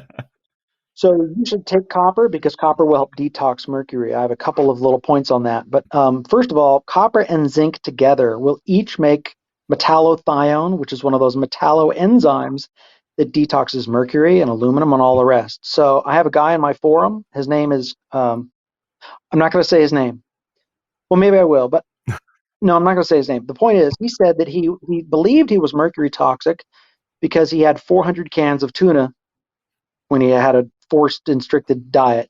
And that much tuna is, of course, is a source of mercury. So then he started the copper, and I said, well, if it's mercury, you should probably also take a little selenium and also a little iodine and be real strict with your diet. You're also battling fungus. Don't eat any sugar. Be real strict. Do it. And his testimonials are some of the best testimonials we have. He was suffering some mild neurological damage that completely went away in about a month on taking about 20 to 30 milligrams of copper per day, along with selenium. Selenium is also a part of what detoxes mercury, along with I think he was also taking some iodine, maybe also some zinc, and those all help. So, start the copper right away. You don't have to wait. Awesome. This is a good one. Is there a type of copper that doesn't turn your skin green? Is that a bad reaction? I know you said it just concentrates in that area, whether it's a bracelet or necklace or maybe rose gold. Rose gold is a form of gold that's mixed with copper, and it probably doesn't turn the skin green. I'm not quite sure what the ratio is to make rose gold, but I know rose gold is basically copper and gold. It probably doesn't turn the skin green. I don't know why I know, but well, it's interesting how a lot of things we think are pure are just mixes of many different metals, right? Like mercury fillings, just like 48% mercury, but there's tin and all these other things in it. What about zeolite, Jason? I'm sure there's a lot of things that deplete copper. Right now, there's an MLM product, TRS, that's really popular. I get asked every single day about it, and like Morley said, it depletes copper. Zeolite's like a clay. I used to take it. I'd imagine that clays chelate heavy metals, but also minerals as well, like copper. Yeah, I would deflect to Morley on this. If he thinks that TRS depletes copper, then it probably does. I haven't studied that yet. I just know that people are taking TRS for a reason. They're trying to detox. Copper is probably a far more powerful detoxification mineral than people have ever given it credit for. And I would just say, detox with copper. I mentioned the list of 5 neurotoxins in our bodies that we have greater amount of than copper, and these are fluoride and iron, excess iron, and bromide and lead and aluminum. Lead and aluminum. Copper detox. Yes, lead and aluminum.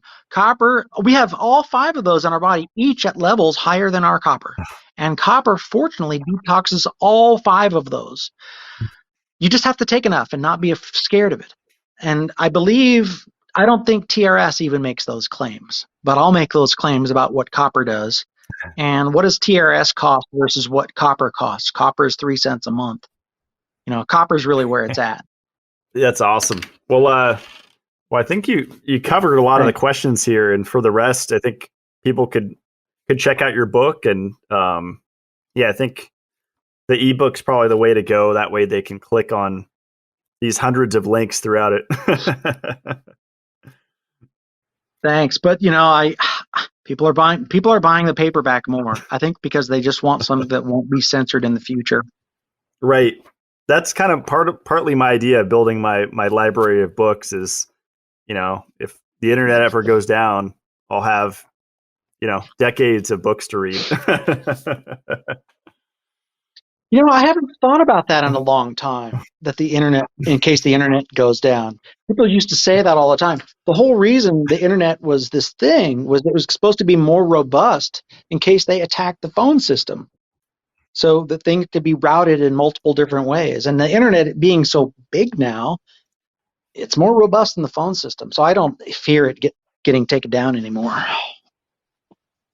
That's great. Yeah. Yeah. My focus is on power security, which I'm halfway there. I'm still relying on propane, so I don't consider myself fully off grid till I, start burning trees in my generator.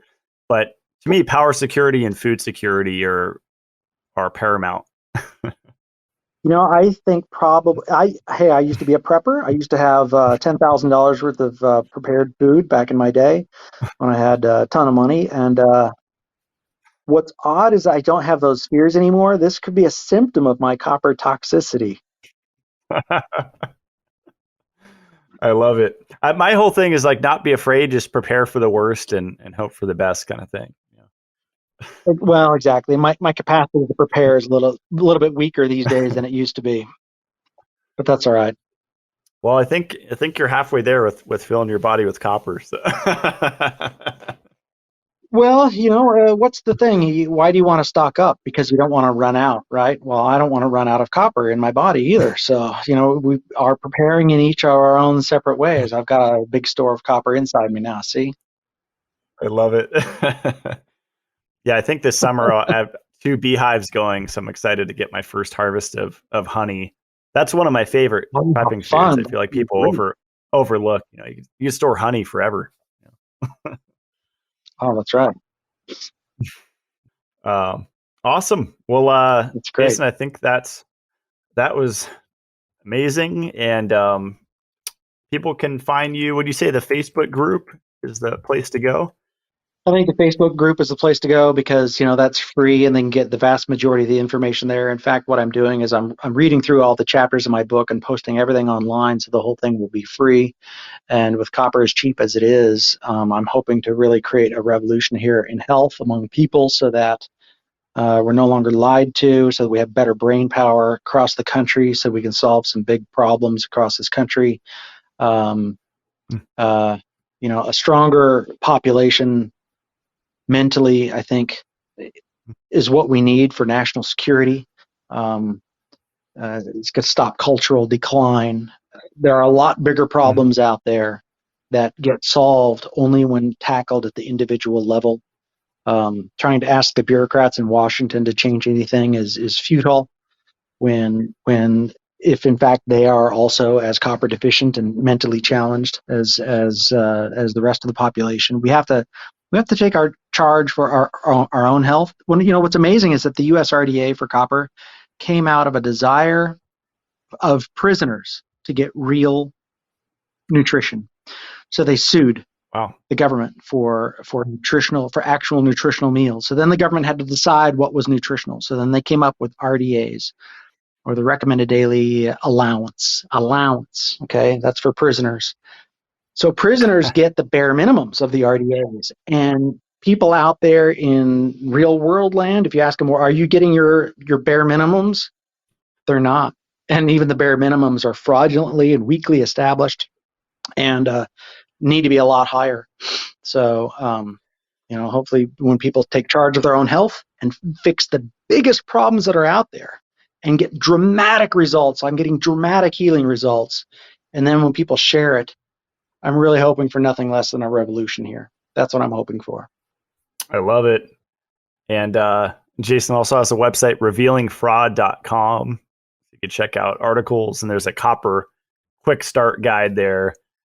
And do you plan on doing consulting or group coaching or anything like that, or anything in the books? Right now, I'm just doing occasional individual consulting on an individual basis if needed. But, there's a lot of people already in the group have healed so much with copper. They know what's going on, and they can help answer people's questions and point people to the quick start guide. And, everyone's like, well, can I take this copper? Can I take that copper? You can, but just it's so much better if you just make it so you can apply it to the skin, bypass past nausea, and why pay $60 when you can make it yourself for 3 cents? Come on. Yeah, and the recipe to make it is in the quick start guide. So it's boiling filtered water, ideally. I made a video where I actually made it. It took literally 1 minute for me to make it. It's so fast. That's great. Yeah, it seems like an easier process than I used to make a transdermal magnesium oil. I just dissolved you just it. Mix water and stuff, shake it up. Right. Yeah. You don't even have to boil the water if you don't want to, but I don't know why I still do. Just do habit. Does it make it faster for the reaction, or to have the water hot? Well, if you use it probably just makes it faster if you don't boil it. I don't know why you don't have to boil it. What can I say? Why do I add the step? Like if it maybe you have to shake the bottle 150 times if it's not boiled, and if you're using boiled water, you shake the bottle 40 times. That's the only difference. Interesting. Yeah, I'm going to try it out, especially the transdermal. That sounds like a fun experiment. And what does it turn your skin blue, kind of, or? I have it on my face right now. My face isn't blue. Oh, wow. It might turn my grays a little blue sometimes, but and it can stain your clothes blue. But if you wash your clothes with vinegar, it comes right out. That's an interesting question. I failed to mention that. If you don't use vinegar, it won't come out, but vinegar cuts through things like crazy, so that totally works. That's awesome. Right on, Jason. We'll stick around as we close out the show. Thanks so much for coming on and sharing your wisdom about copper. Right. That was a lot of fun. I was a little nervous before the show, but I knew my subject, and you're a fantastic interviewer, and I appreciate so much the time. Oh, of course. No, that was great. Thank you, Jason. All right, stick around as we close it out. Okay.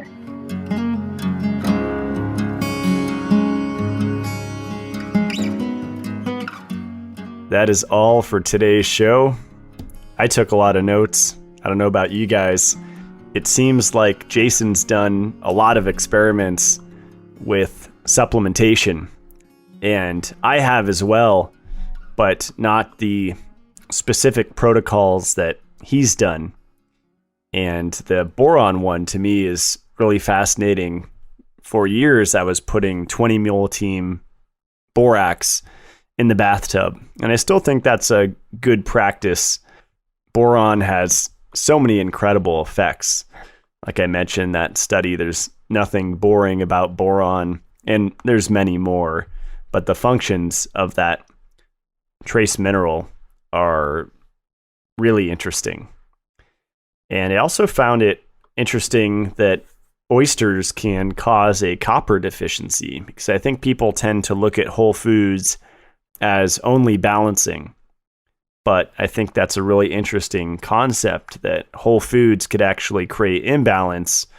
Like the study that he referenced on oysters causing the copper deficiency, I think the woman was eating like 10 to 15 a day for several years. But if someone lived by the ocean, that would be easy to do, right?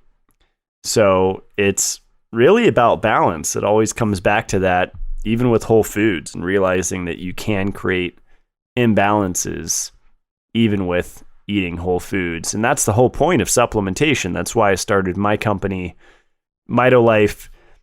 And I think it's interesting that Jason is kind of catering to people that don't have a lot of money to spend, because if you buy a copper supplement, that's one more thing to buy. And especially if you're getting up there in the milligrams, north of, say, 50 milligrams a day, it could really start to add up.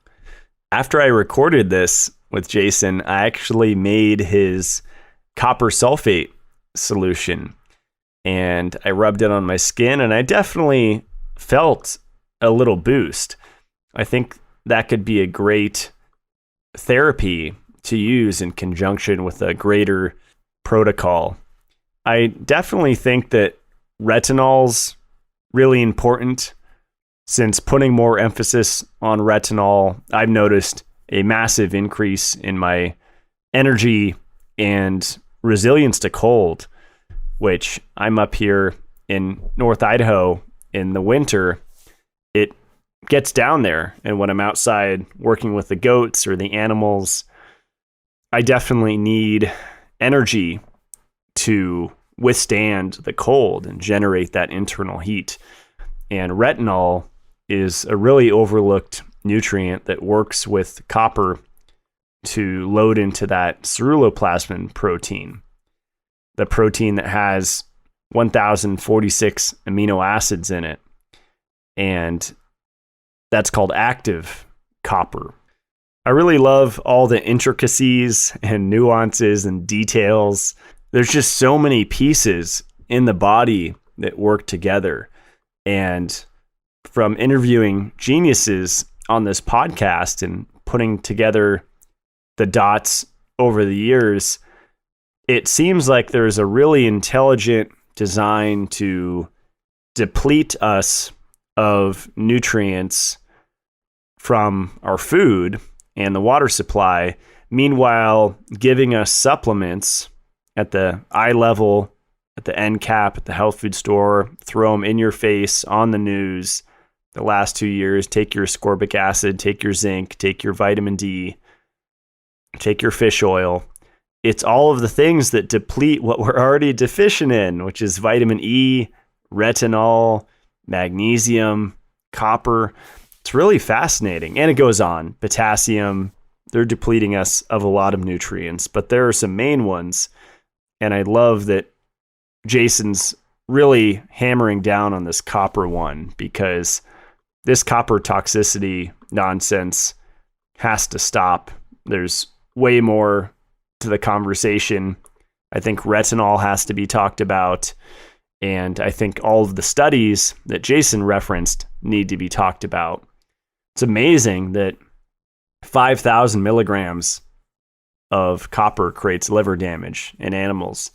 That's a lot. It would be hard to dose that much copper. So check out Jason's work. I think he's doing great stuff on Facebook. The group is The Copper Revolution, Healing with Minerals. And Jason's website is revealingfraud.com. I'll put the link to both of those below. And my website is matt-blackburn.com. A lot of people always ask, what's the CLF protocol? Where can I read about your thoughts on polyunsaturated fats? And that's under the blog section. It's been a few years since I've posted on there. I'll get back to it at some point. I've just been so busy getting acquainted with homesteading. There's so much to learn, but I've definitely learned new information in the last 2 years that I would like to convey on the website. And the nuances with highly unsaturated fatty acids, which you can say DHA, EPA, and alpha-linolenic acid, those do contribute to lipofuscin in a state of iron overload and vitamin E deficiency. I really think that vitamin E supplementation is not emphasized enough in the natural health world. And that's why I sell a mixed tocopherol one under my brand Mitolife. There's such a big push for PUFA supplements, which pure PUFA supplements to me have no benefit, like fish oil or algae oil or krill oil. or shark oil or whatever it is, there's no benefit to just taking concentrated omega-3s. And in fact, you can actually contribute to progressive lipofuscinosis or lipofuscin or age pigment. But something like cod liver oil that isn't stripped of its vitamins and then fortified with synthetic A&D could have benefits, especially for someone with excess hydrogen peroxide, chronic fatigue, low hemoglobin, high cholesterol. So many things can be caused by just simply a retinol deficiency. It's all about finding balance, and we've been thrown so far out of balance. They've depleted us, tanked us, in fact, of retinol, because D3, supplementing vitamin D, tanks your retinol level. And if you don't have retinol, you can't load copper into its active form, ceruloplasmin. And then if you lose vitamin E and vitamin K2, you're just in for a world of hurt and getting diagnosed over and over with various different names. And you guys know how the story goes. It just gets really frustrating. So I expanded on that last point a little bit in my latest Mitolife Academy live, if you guys want to go and check that out. And as I mentioned, my brand is Mitolife. You can find that at mitolife.co. I have some really cool products up there. Magnesium that we just released, which is really nice to take with breakfast. And those are amino acid bound forms of magnesium. And remember, if you have magnesium and copper in your mitochondria, most likely you'll be able to make energy. So that's it for the show. Hope you guys are staying healthy and strong with whatever's going around. And if you are dealing with something, make sure that copper's coming in consistently, retinol's coming in, all of the usual things, whole food vitamin C, magnesium, potassium. I've been really hitting the adrenal cocktail hard multiple times a day, and I feel that so much. So just make sure to keep your stress low while supporting your system with all of the foundational things. That's it. See you guys next Friday. Stay supercharged.